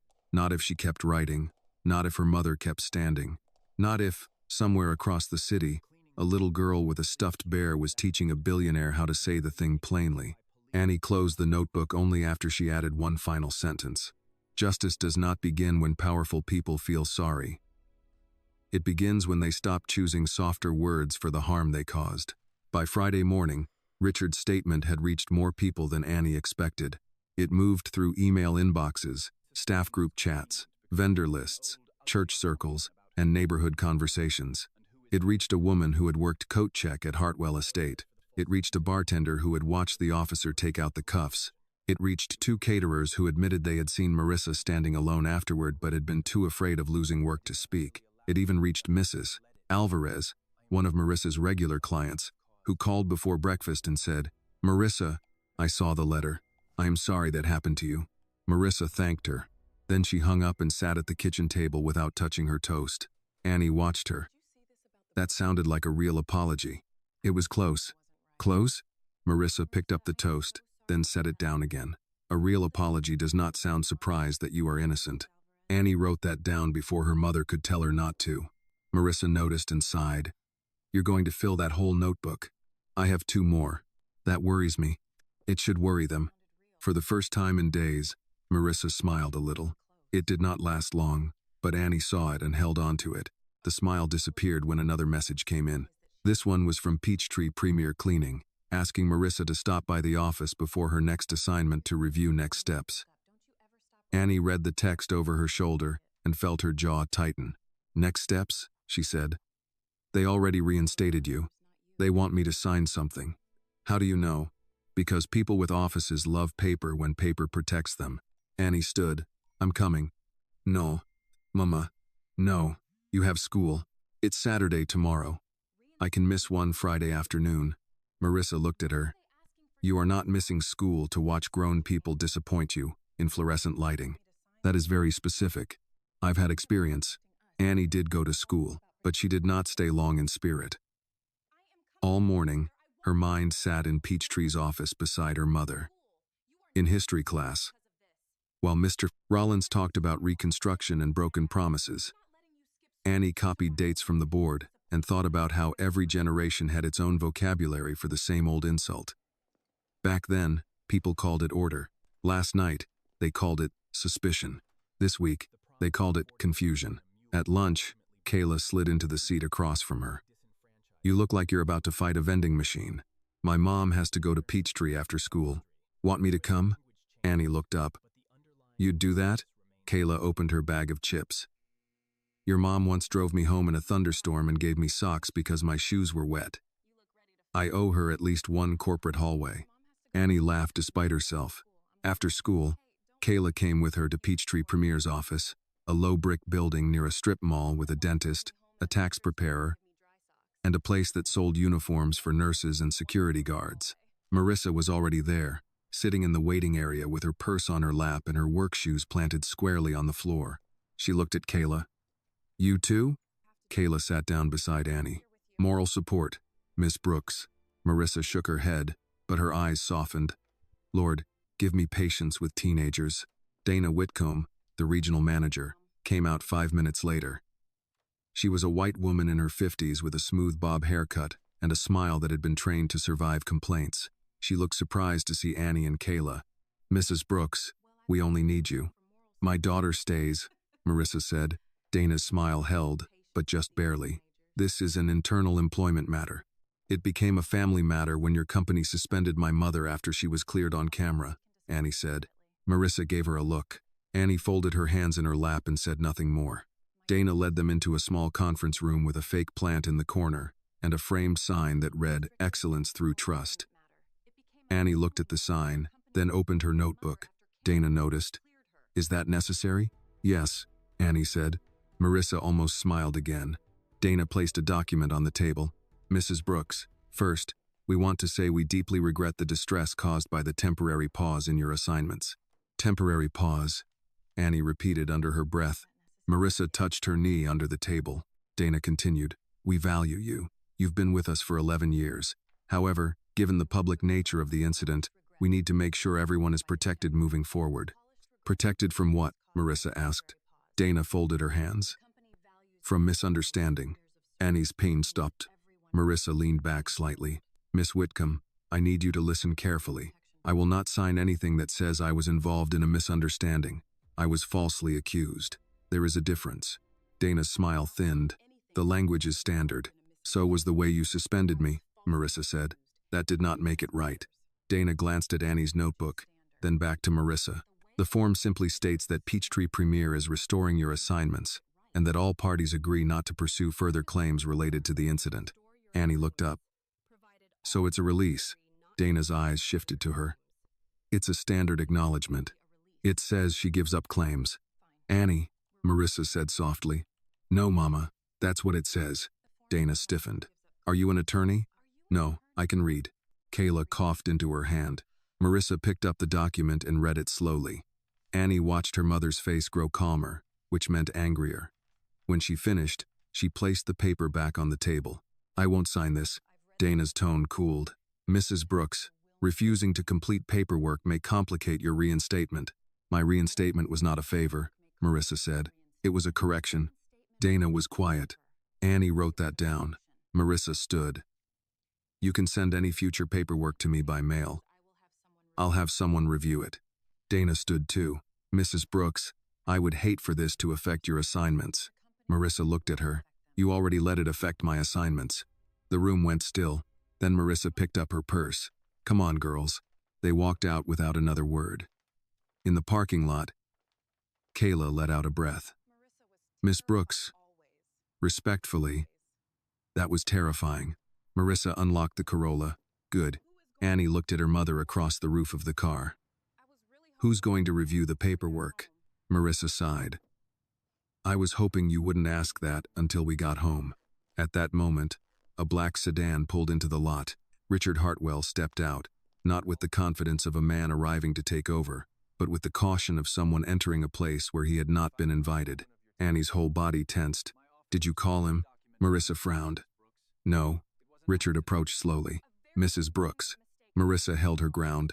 Mr. Hartwell. He looked from her to Annie, then toward the Peachtree office. I received a copy of the document they asked you to sign. My office was copied by mistake. Annie's eyes narrowed. Convenient mistake. Richard accepted the jab. Possibly. I came because that document is improper. Marissa's face did not change. I know. That stopped him for half a second. Then he nodded. Good. I don't need you to rescue me from a paper, Marissa said. No, Richard replied, but you may need a lawyer who doesn't work for Peachtree or me. I can give you the names of 3 legal aid groups that handle employment matters. No Hartwell money. No obligation. Annie studied him. That was the first offer he had made that did not sound like it placed him in the center. Marissa seemed to notice too. You know legal aid groups? She asked. I fund 2 of them, Richard said, then paused. But they have sued companies I own, so they are not sentimental about me. Kayla whispered. That's actually kind of funny. Annie elbowed her lightly. Marissa took the card Richard offered, but she did not thank him right away. Richard looked toward the Peachtree building. Mrs. Brooks, I am beginning to understand that what happened in my house did not end in my house. No, Marissa said. It followed me home, then to work, then into this parking lot. Richard nodded. Then I'll stop pretending one letter was enough. Annie opened her notebook and wrote that line before she could decide whether she trusted it. Marissa looked at the card in her hand, then at Richard. You still have a lot to learn. I know. No, she said. You know that you should say you know. That is not the same thing. Richard took that too. Annie watched him closely. In the mansion, his pride had filled every room. Here, in a strip mall parking lot between a tax office and a uniform store, he looked less certain. Not weak, just less protected from ordinary truth. Marissa got into the car. Annie and Kayla followed. Before closing the door, Annie looked back at Richard. If you really want to learn something, stop asking what you can do for her, and start asking what your world keeps doing to people like her. Richard did not answer quickly. Then he said, That is fair. Annie closed the door. As Marissa pulled out of the lot, Annie looked through the rear window. Richard was still standing there with the Peachtree building behind him and the legal aid card no longer in his hand. Kayla leaned close and whispered, Your life got very dramatic this week. Annie looked at her notebook, at the lines filling page after page, and thought about her mother sitting in that conference room, refusing to sign away her dignity in exchange for work she had already earned. No, Annie said. It was always dramatic. People just started noticing. The legal aid card stayed on the kitchen table all weekend. Marissa did not touch it at first. She worked Saturday morning at Mrs. Alvarez's office, came home with tired feet, cooked spaghetti with jarred sauce because Annie had always liked it better than she admitted, and folded laundry while the evening news talked about traffic, weather, and a city council argument over parking meters. Ordinary things returned, but not smoothly. They came back like furniture moved into place after a storm, familiar but slightly off. Annie noticed the card every time she passed the table. "You're going to call, right?" she asked Sunday after church. Marissa was at the sink, rinsing 2 coffee mugs. "I said I would think about it." "That means no." "That means I am thinking." "Mama." Marissa set 1 mug in the drying rack. "Annie, lawyers are not magic. Legal aid offices are busy. And if Peachtree thinks I'm trouble, they can stop giving me good assignments without ever saying why." "They already think you're trouble." Marissa turned. "Yes. But there is a kind of trouble people respect, and a kind they punish. Working people spend their lives learning the difference." Annie hated how true that sounded. She sat at the table and pulled the notebook closer. "So what do we do? Let them scare you?" "No," Marissa said. "We choose our steps so we don't trip over our own anger." Before Annie could answer, the phone rang. Marissa glanced at the screen and frowned. "Richard Hartwell," she said. Annie leaned back. "He calls a lot for a man who was told not to rescue anybody." Marissa gave her a look, then answered. "Mr. Hartwell." His voice was low through the phone, not on speaker but audible enough in the quiet kitchen. Marissa listened, her expression unreadable. "When?" she asked. A pause. No press. Another pause. No photographers. No statement about healing. No soft piano music in the background. Annie looked up sharply. Marissa continued. "And Vivian Whitmore will be there?" Richard spoke longer this time. "She needs to hear it in the same kind of room where she said it," Marissa said. "That is not negotiable." Annie stopped breathing for a second. Her mother listened again, then said, "I'll consider it. That is not yes." She hung up. Annie was already standing. "What did he want?" Marissa wiped the counter, though it was already clean. "He wants to bring everyone back to the estate." "For what?" "To show the footage. To apologize publicly. To state what happened in front of the people who heard the accusation." Annie's heart kicked hard. "That's what you said needed to happen." "I know what I said." "Then why aren't you saying yes?" Marissa turned slowly. "Because walking back into that house is not a small thing." The words stopped Annie. Marissa looked toward the window above the sink, where the apartment courtyard sat quiet under a gray Sunday sky. "You remember the room, the light, the people watching." "I remember the officer's hand. I remember the floor. I remember thinking, don't cry in front of Annie. Not here. Not like this." Annie's throat tightened. "I don't want to stand in that house again and let them use my pain to feel better about themselves," Marissa said. "Then don't let them." Marissa looked at her daughter. Annie stepped closer. "Set the rules. Make him follow them. Make them look at what they did without turning it into some rich person redemption moment." Marissa's mouth softened, but her eyes stayed tired. "You make it sound simple." "No, I make it sound necessary." That evening, Richard sat at his dining table with Lily on one side and an untouched plate of roasted chicken in front of him. Lily had eaten the carrots first because she claimed they were less emotionally demanding than peas. Richard had no idea where she got these phrases. Probably from listening too closely to adults who thought she was not listening. "Mrs. Brooks might come back here," he said. Lily looked up. "To clean?" "No. So I can apologize properly."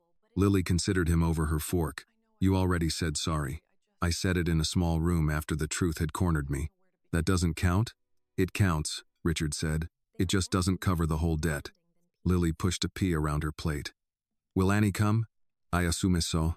"She's scary." Richard almost smiled. "A little. I like her. That does not surprise me. She talks like she has a sword but no sword." This time Richard did smile, briefly. "Yes, that is accurate." Lily looked toward the hallway that led to the grand hall. "Are the people coming too? The ones who stared?" "Yes." "Good," she said, then stabbed a pea with unusual force. "They need practice looking." Richard set down his fork. He had built towers, negotiated contracts worth more than some towns, sat across from governors, mayors, judges, and men who mistook money for wisdom. Yet in 2 days, An 18-year-old girl and an 8-year-old child had done more to strip him of excuses than all those rooms combined. The next morning, Marissa called Richard back.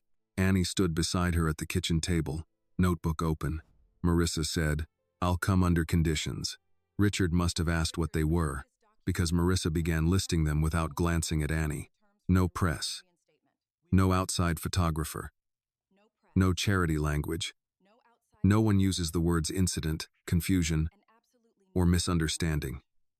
You will say false accusation. You will say bias. You will say my full name. Vivian Whitmore will be present. Officer Reed will be present. Mr. Keller will be present. The staff who were working that night will be invited too, and not as background. They heard it. They deserve to hear the correction. Annie wrote quickly. Marissa paused, listening. "No," she said. "I am not asking for a stage. I am asking that the room where my name was damaged be the room where it is corrected." Another pause. "Friday evening," Marissa said. "After working hours, I will not miss a paying shift for this." Annie looked at her mother then, proud enough that it hurt. Marissa ended the call and sat down. "He agreed?" Annie asked. "He agreed." "You okay?" "No." Annie sat across from her. "Me neither." Marissa reached across the table and touched the notebook. "Read me the conditions." Annie read them back, each line clean and hard. When she finished, Marissa nodded. "Add one more," she said. Annie lifted the pen. "I do not have to forgive anyone in public." Annie wrote it slowly. Friday came with rain. Not a storm. Just a steady Atlanta rain that made brake lights smear red on the roads and turned the sidewalks dark.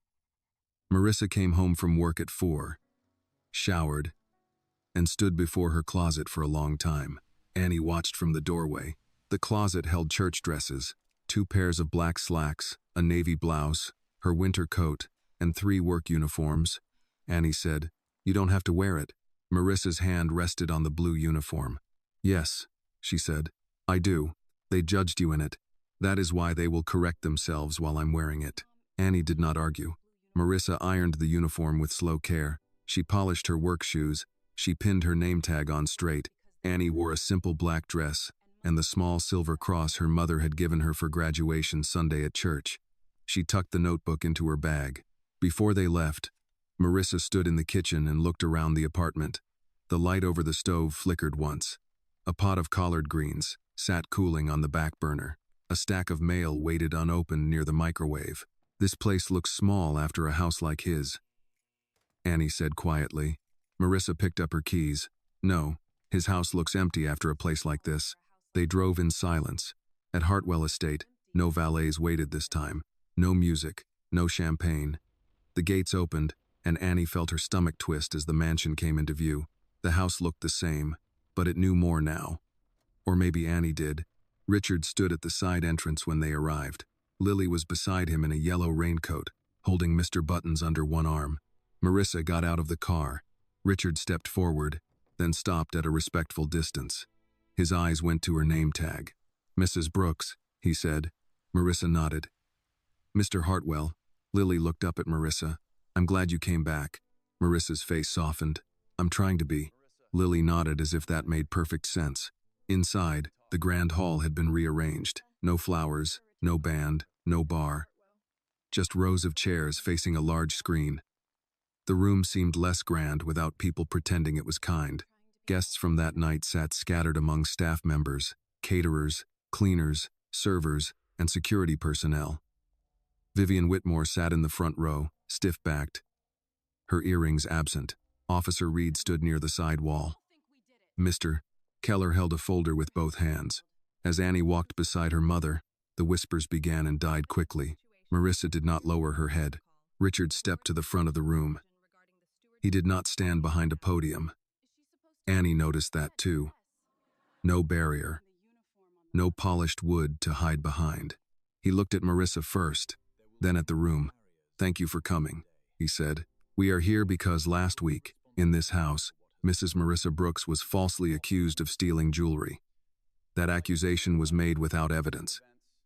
It was accepted too quickly. It nearly resulted in her being taken away by police. That happened under my roof, and I was responsible." The room went still. Annie opened her notebook. For once, She hoped she would not have to correct the record, not because she trusted the room, because, this time, the room was finally being made to listen. Richard let the sentence sit. He did not rush to the video. He did not reach for safer language. He stood in the front of the room with his hands at his sides, while the people who had gathered there shifted under the weight of what he had just named. Falsely accused, without evidence, accepted too quickly, responsible. Annie wrote each phrase in her notebook. Not because she thought he would take it back, but because habit had become part of her spine now. Paper remembered. So did daughters. Richard turned slightly toward the screen. Before anyone speaks, we are going to watch the footage. Vivian's posture stiffened. The lights dimmed. A technician near the wall clicked a laptop. The first image appeared. The blue room. Empty except for the vanity, the wooden box, the folded towel, and the chair Lily had later searched beneath. Annie felt Marissa's hand find hers. She squeezed back. On the screen, Vivian entered, still wearing the earrings. The room watched her remove them. The room watched her set them down. The room watched her open her purse, pull out lipstick, and knock the earrings behind the wooden box without noticing. Then Vivian left. No one spoke. The video jumped forward. Marissa entered with a trash bag and folded cloths. Annie knew this part, but seeing it in front of everyone made her chest tighten. Her mother moved through the room carefully, leaving people's belongings untouched. She cleared glasses. She replaced the liner in the trash can. She wiped a side table. She never touched the vanity. The camera kept watching. Then Lily appeared, barefoot, small, searching for Mr. Buttons. She saw the glint behind the box, leaned in, and left when Mrs. Keller called her from the hall. The screen went black. The lights came back up. For once, the grand hall did not know what to do with itself. Richard faced the room again. That is the truth of what happened. Mrs. Whitmore misplaced her earrings. Mrs. Brooks did not touch them. My staff did not verify the facts. Officer Reed was called before the room was searched. I believed suspicion because it was convenient, because it fit an old and ugly assumption about who belongs in a room and who is only there to serve it. Annie's pain stopped. That was not in the first letter. Richard looked directly at Marissa. Mrs. Brooks, I said I knew people like you struggled with rent. I used your work and your circumstances as if they were evidence against you. They were not. They were evidence that you work hard. I should have honored that. Instead, I insulted you. Marissa did not look away. Richard continued, I apologize for the false accusation. I apologize for the words I used. I apologize for allowing police action to begin before evidence was reviewed. And I apologize that your daughter had to defend you in a room full of adults who should have known better. Annie felt that line in her throat. Beside her, Marissa breathed in slowly. Richard turned to Annie. Miss Brooks, you were right. I did not just allow it. I let it. The room shifted again. A few people looked at Annie now, but she kept her eyes on Richard. She did not want admiration from them. Admiration was cheap after silence. Richard looked toward the side wall. Officer Reed. The officer stepped forward. He had removed his hat and held it in both hands. Without the easy authority of the uniform, he looked older. Mrs. Brooks, he said, I owe you an apology. I responded to the complaint, but I let the pressure of the room move me faster than the evidence. I should not have prepared to remove you before the footage was reviewed. I should have slowed the situation down. I did not. I am sorry. Marissa gave a small nod. Thank you. Officer Reed did not look relieved. That was good, Annie thought. Relief would have made the apology about him. Mr. Keller stepped forward next. His face was pale, his folder trembling slightly. Mrs. Brooks, he said, as house manager, I failed to protect the staff working under my supervision. I allowed a guest's certainty to carry more weight than your word. I also failed to intervene when one of the temporary supervisors restrained your arm without cause. He has been removed from all Hartwell-contracted events. I am sorry. Marissa looked at him. Do you know my name now, Mr. Keller? His face flushed. Yes, ma'am. Marissa Brooks. She nodded once. Then use it when you speak about me. Yes, ma'am. Vivian remained seated. Everyone knew it. Nobody had to say her name. Richard turned toward her. Mrs. Whitmore. Vivian's chin lifted. Richard, I was told this would be a correction, not a public trial. Marissa spoke before Richard could. It felt like a public trial when I was the one standing there. A few staff members lowered their eyes. One of the caterers in the back whispered, "Amen," then covered his mouth as if he had not meant to say it aloud. Vivian stood slowly. She smoothed the front of her jacket, though it did not need smoothing. "I regret the confusion," she said. Annie closed her eyes. Marisa did not move. Richard said, "That is not enough." Vivian turned toward him, shocked. "Excuse me? You accused Mrs. Brooks without evidence." Vivian's face hardened. "My jewelry was missing. She had been in the room." "So had you," Annie said. Vivian looked at her with open dislike. "Must she comment on everything?" "Yes," Marissa said quietly. "Tonight, she may." The words landed like a hand on Annie's back. Vivian's mouth tightened. For a moment, it seemed she might walk out. But the room was watching her now, and pride had trapped her, where conscience had not. She turned to Marissa. "I am sorry I accused you without proof." Marissa waited. Vivian swallowed. "I was careless with my earrings and careless with your name." That sounded rehearsed, but it was closer to true. Marissa said, "Thank you." Vivian looked relieved too soon. Marissa added, "I accept that you said it. I am not telling you I forgive it." Vivian's face went red, but she sat down. Annie wrote that down. "I accept that you said it. I am not telling you I forgive it." Richard stepped forward again. "There are also changes being made. Effective immediately. No accusation of theft or misconduct against any worker in this home or any Hartwell property may lead to police involvement until the area has been searched, available camera footage reviewed, and the worker allowed to give a statement without being physically restrained. Staff will be addressed by name. Vendors will receive copies of the policy. Any guest who refuses to follow it will not be invited back." Vivian looked up sharply at the last sentence. Richard did not look away from the room. "This policy should have existed already," he said. "That it did not is my failure." Annie felt her anger shift again. It did not leave. It became something with edges, something more useful than flame. A woman from the catering staff raised her hand, uncertainly. Richard nodded. "Will that policy apply to us too?" she asked. "Not just cleaning staff?" "Yes," Richard said. "To everyone working an event." A server in the back asked, "And if a guest says no, then the guest leaves?" That created the first real sound in the room, not applause, not quite approval, but a low breath of people hearing something they had not expected from a man like him. Marisa stood. Annie looked up at her, surprised.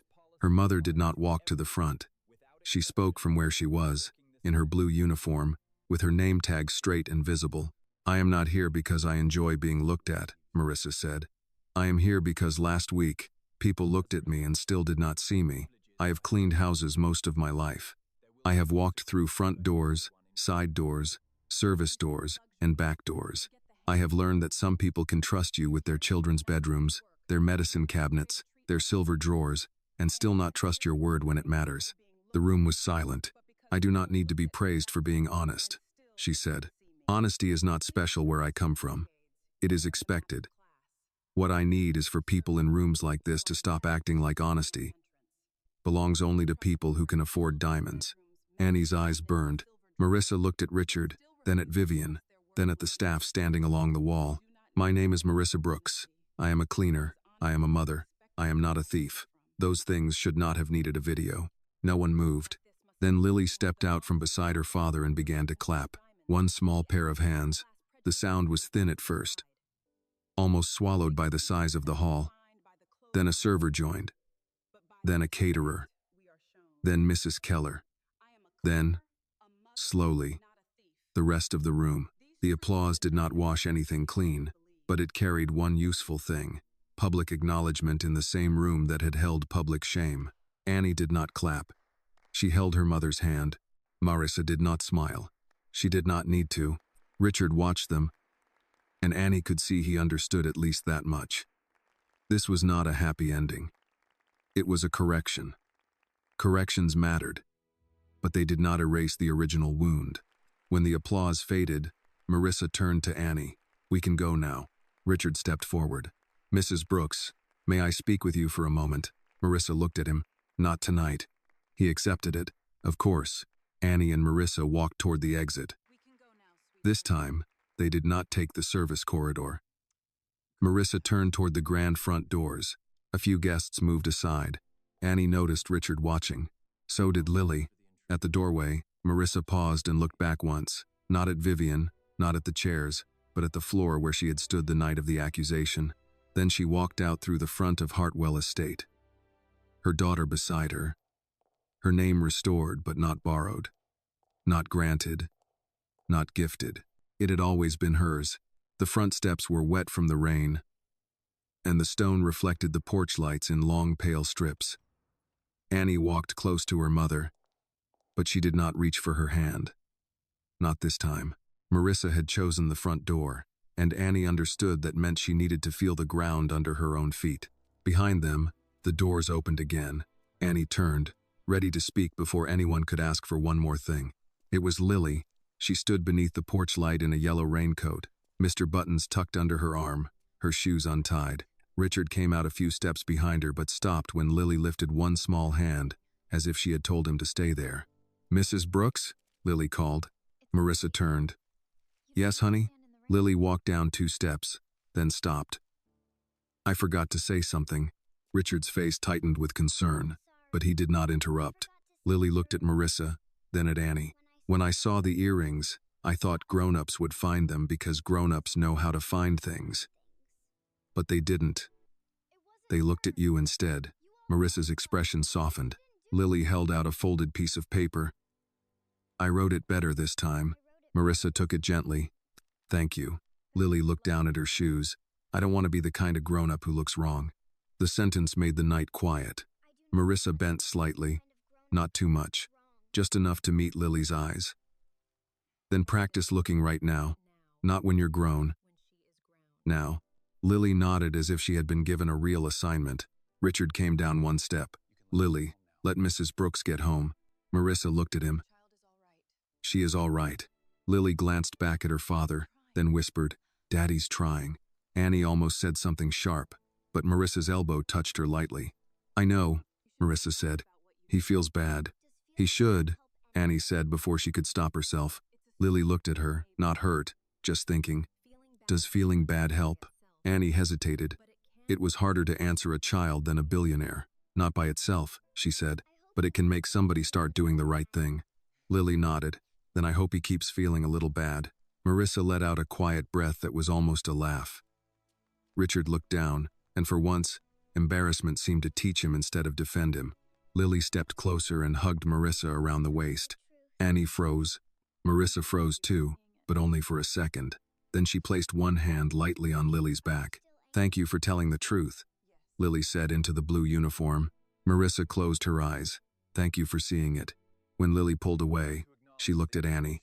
"Are you still mad?" "Yes," Annie said. Lily nodded. "Okay." That answer was so simple Annie had no defense against it. Richard walked them to the bottom of the steps but did not come closer. "Mrs. Brooks." "Miss Brooks, your conditions tonight were honored. I know that does not settle the matter." "No," Marissa said. "It does not. I understand." Annie looked at him. "You understand tonight. What about next month?" Richard held her gaze. "That is the question." It was the first thing he had said that did not try to finish the conversation. Marissa opened Lily's note under the porch light. The handwriting was uneven but careful. "Dear Mrs. Brooks, tonight I saw your name on your shirt before anybody said it. I will remember to look at names first. I am sorry the room was late." From Lily, Marissa folded the note with care and placed it in her purse. "Good night, Mr. Hartwell," she said. "Good night, Mrs. Brooks." Annie and Marissa got into the Corolla. The seats were cold, and the windshield was spotted with rain. As they drove away, Annie looked back once.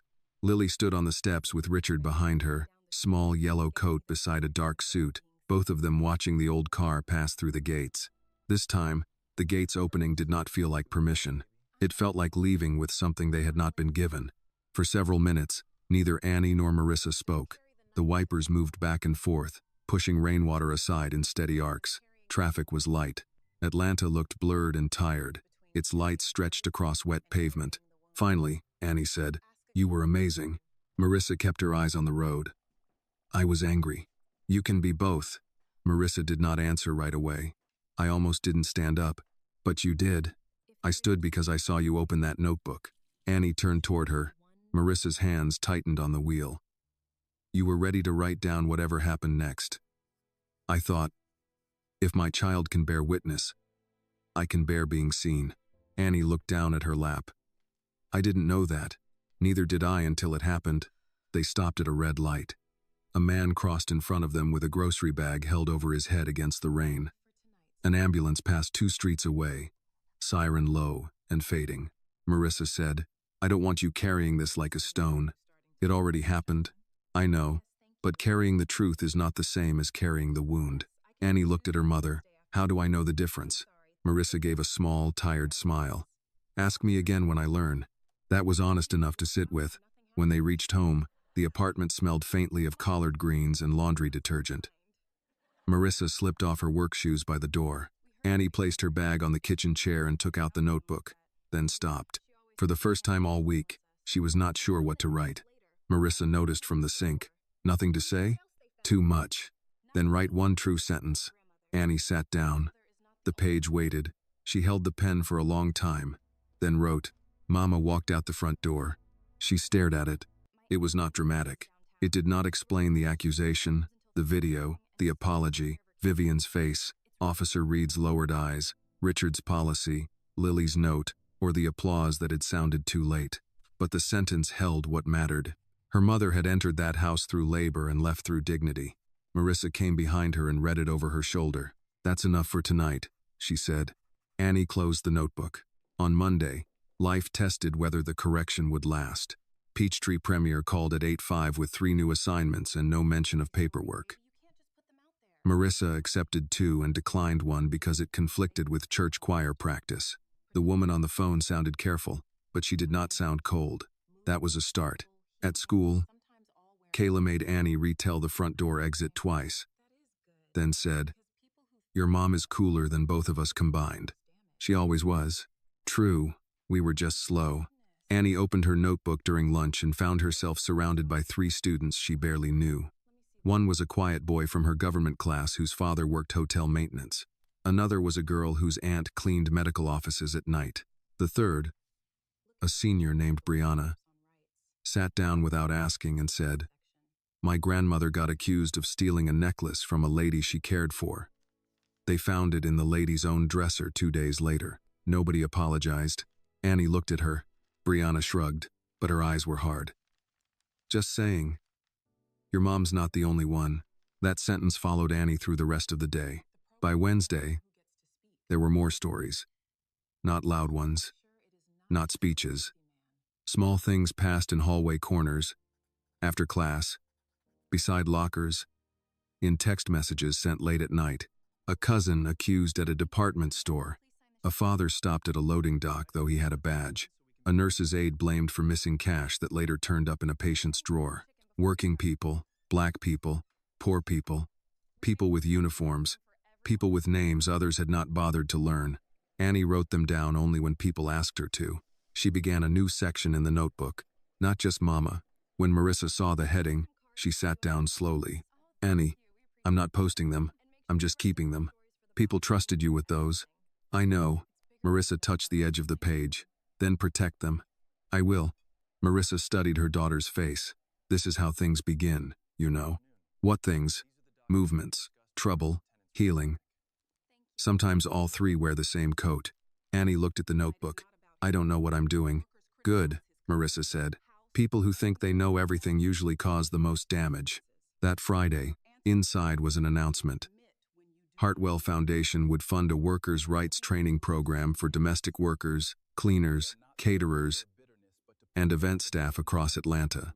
The program would be designed with legal aid organizations, not by Hartwell staff alone.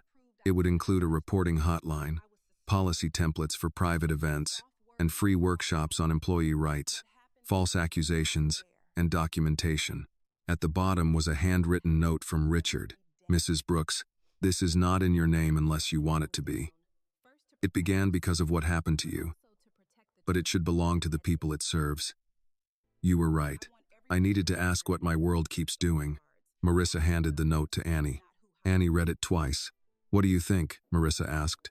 Annie looked at the notebook, at the stories people had begun trusting her with, At Lily's note still tucked into her mother's purse, at the name tag resting on the counter beside the folded uniform. I think, Annie said slowly, it depends who gets to speak. Marissa nodded. Then maybe we make sure it is not just him.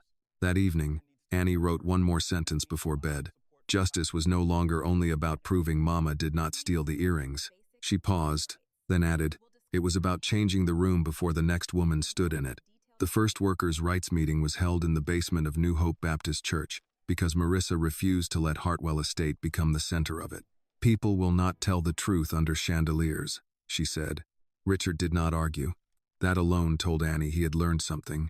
The church basement smelled like coffee, floor wax, and the fried chicken someone had brought even though the meeting notice said light refreshments.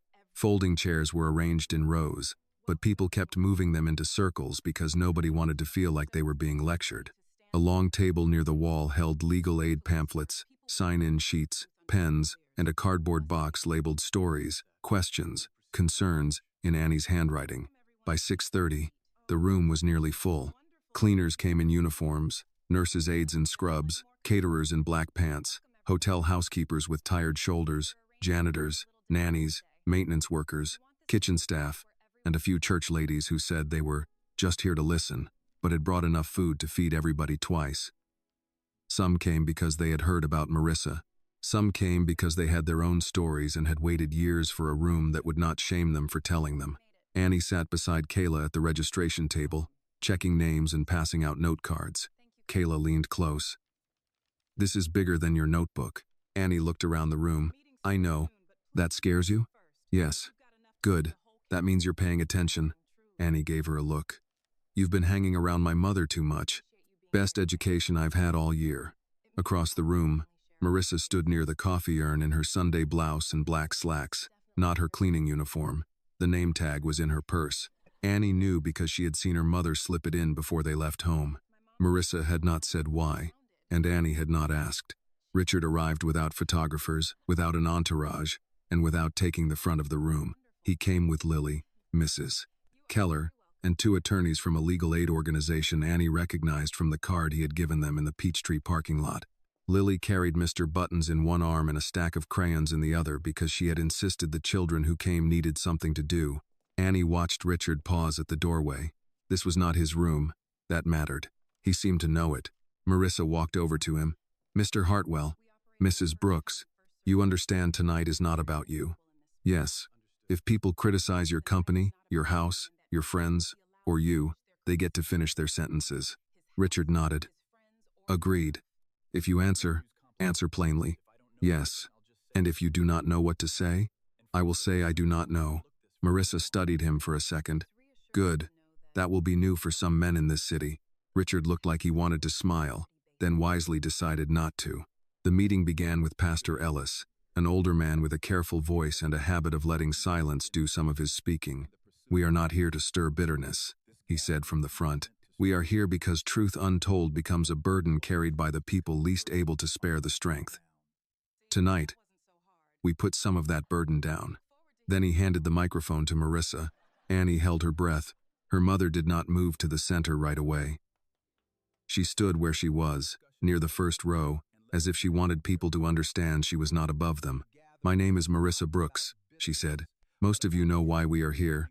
A guest lost earrings in a room I had cleaned. I was accused. The police were called. The cameras proved I did not touch anything. A public correction was made, but after that, my work was suspended, papers were pushed toward me, and people used soft words for hard harm. Heads nodded across the room. Marissa continued. What happened to me was not rare. That is the part I cannot forget. A woman in the back said, That's right. My daughter started writing things down, Marissa said, looking at Annie. At first, I thought she was trying to protect me. Then I realized she was also protecting the truth from being edited. Annie looked down at the sign-in sheet because if she met her mother's eyes too long, she would cry. Marissa reached into her purse and took out the name tag. Marissa Brooks. She held it up. This helped some people remember I had a name only after they had harmed me. Tonight, I want every person in this room to write their name on the card you were given. Not your job first. Not who hired you. Your name first. People looked down at the blank note cards. Pens began moving. A housekeeper near the aisle wrote slowly, pressing hard enough that the pen almost tore the paper. A man in a maintenance jacket stared at his card before writing. A young nanny wrote her name, then wiped her eyes with the back of her hand. Lily sat at the children's table and wrote, Lily Hartwell, in large uneven letters, then drew a small bear beside it.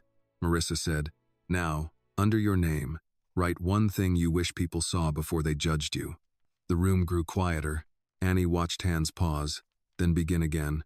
Mother, veteran, grandfather, student, survivor, choir director, caregiver, neighbor, human.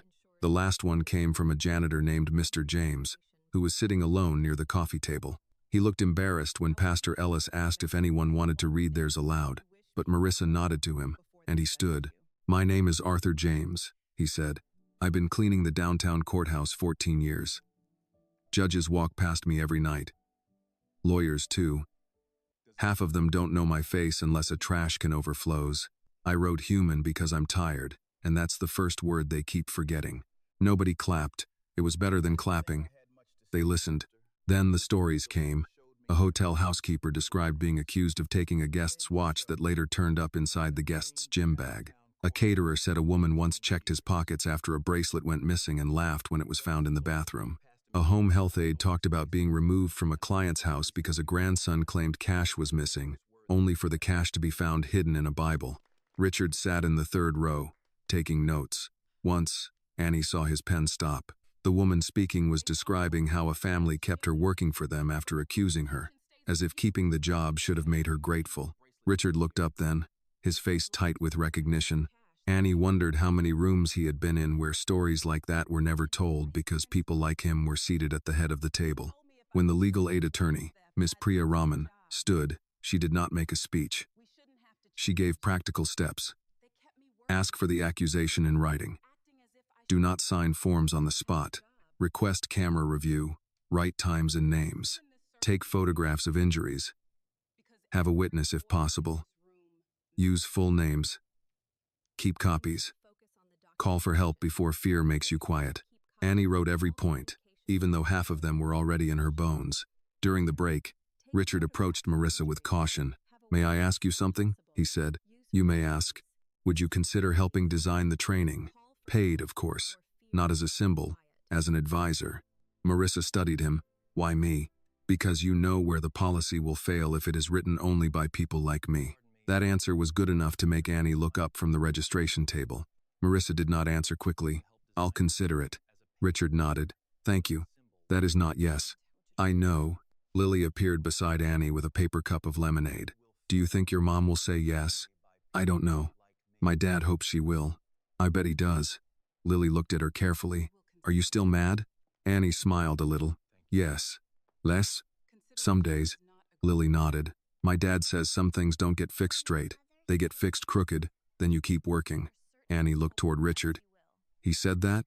No. I told him that. He agreed. Annie laughed for the first time in that room. Near the end of the meeting, Pastor Ellis asked Annie to speak. She almost refused. Then Marissa looked at her, not pushing, just present.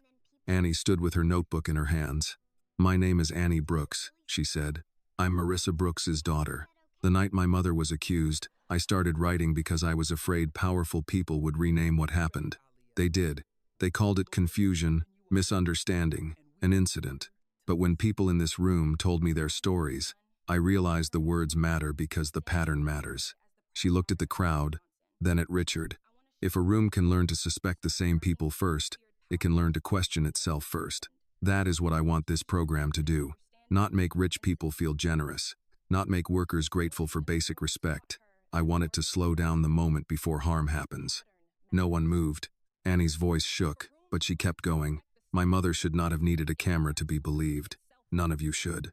This time, when the room applauded, Annie understood it differently. It was not applause for pain. It was agreement. It was people saying yes. That is the thing. Hold it there. After the meeting, Marissa and Annie stayed to fold chairs. Richard tried to help. Awkwardly at first. Then better after Mr. James showed him how not to pinch his fingers. Marissa watched him stack 2 chairs crookedly and said, You own how many buildings? Several.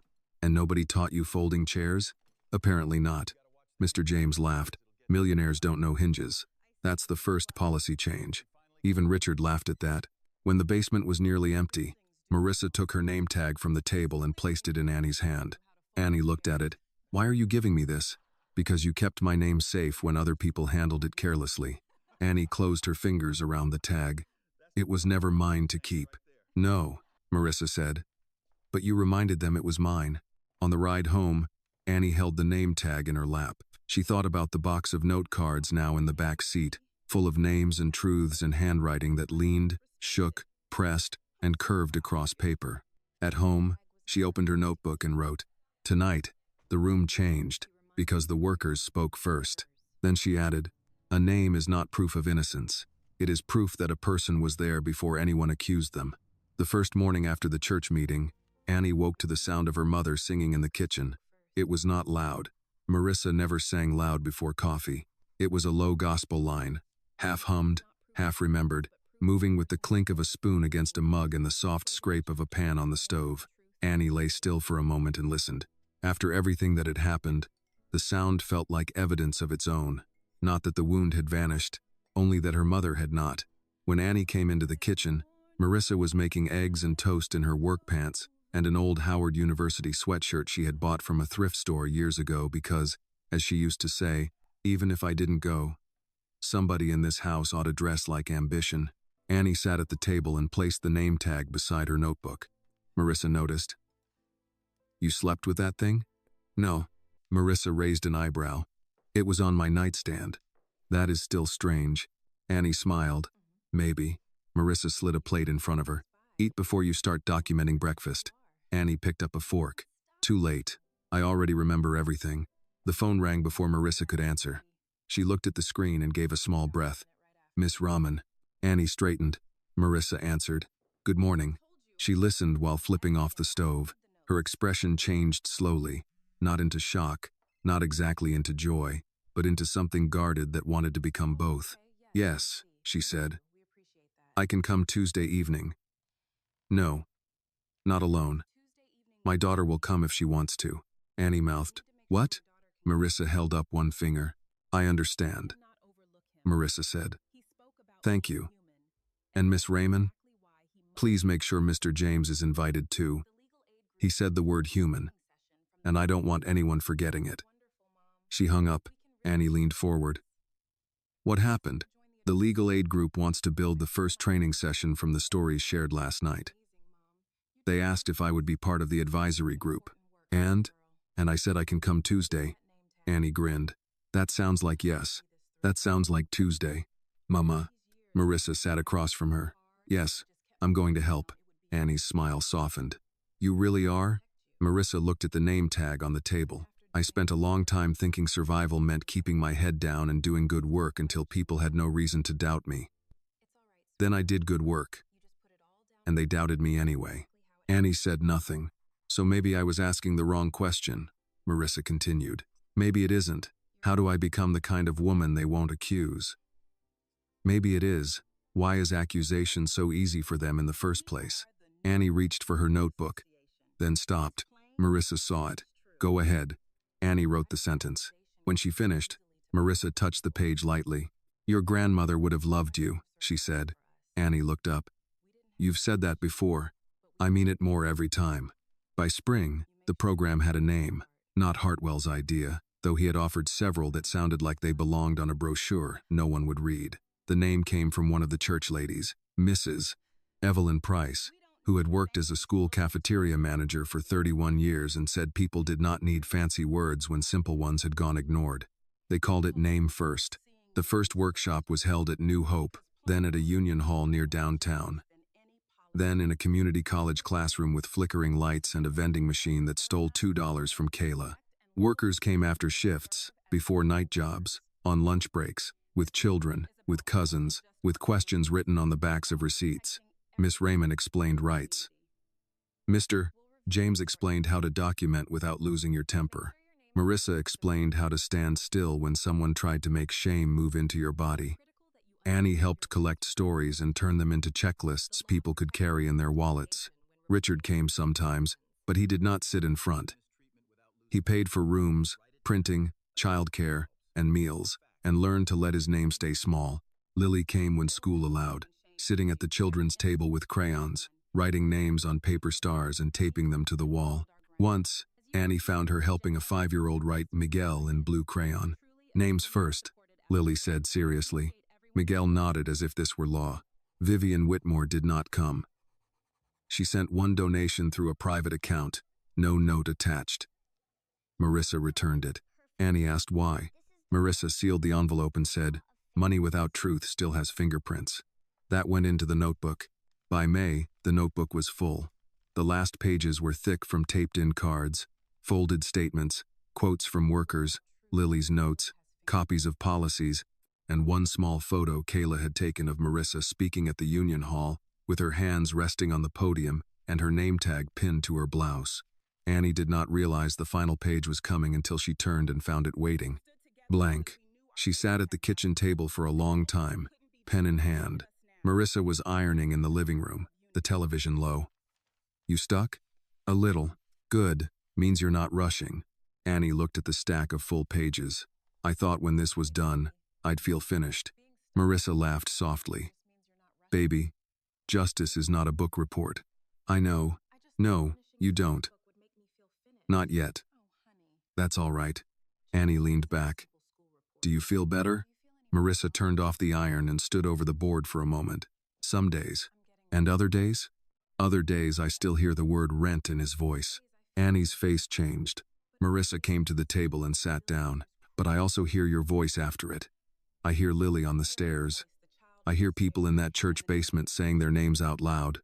Harm echoes, Annie. So does courage." Annie looked at the final blank page. "What should I write?" Marissa shook her head. "That one is yours." Annie sat with that. Outside, kids rode bikes through the apartment courtyard, their tires clicking over cracks in the concrete. A neighbor called someone in for dinner. Somewhere below, a car radio played an old song Marissa liked. The apartment was still small. The bills still came. The Corolla still needed work. Marissa still cleaned offices and homes and carried her own supplies. Nothing had turned into a fairy tale, but something had changed. Rooms had changed. Policies had changed. People had learned to ask before accusing. Workers had learned to write things down before fear swallowed details. A billionaire had learned that saying sorry was not the same as stepping aside. A child had learned to look at names first. And a daughter had learned that truth could begin as a cry in a mansion and become a table where others placed their own. Annie wrote slowly. "My mother walked into that house as Marissa Brooks." She paused. Then she wrote the last line. "The world was the one that had to learn her name." Marissa read it over her shoulder and stayed quiet. Annie closed the notebook. For a while, neither of them moved. Then Marissa reached across the table and placed her name tag on top of the cover. Marissa Brooks. Not proof. Not defense. A name. Outside, evening settled over the city. The apartment lights came on one by one. In kitchens, buses, offices, churches, and quiet back rooms, people carried names that were too often overlooked until something went missing. Annie knew now that justice did not always arrive like thunder. Sometimes it arrived as a record kept, a correction spoken, a policy changed, a room rearranged, a mother standing at the front door instead of the back. Marissa rose to finish ironing. Annie picked up the empty second notebook from the shelf. Her mother looked at it and sighed. "Already?" Annie smiled. "There are more rooms." Marissa studied her daughter, then nodded once. "Yes," she said, "there are." And this time, when Annie opened to the first blank page, she did not begin with what had been taken. She began with a name. The lesson of this story is that a person's worth should never be judged by their job, their income, their race, or the uniform they wear. Marissa Brooks was honest long before powerful people finally admitted it, and her daughter Annie reminded everyone that silence can protect injustice. The story teaches us that truth must be spoken clearly, especially when the world tries to soften harm with words like misunderstanding or confusion. Real justice is not only proving someone innocent after they have been humiliated, it is changing the room so the next person is seen, respected, and believed before they are accused. This video is a work of fiction created with the assistance of artificial intelligence. All characters, events, and situations are not real and do not represent any actual people or true stories. The content is intended for storytelling and emotional illustration only.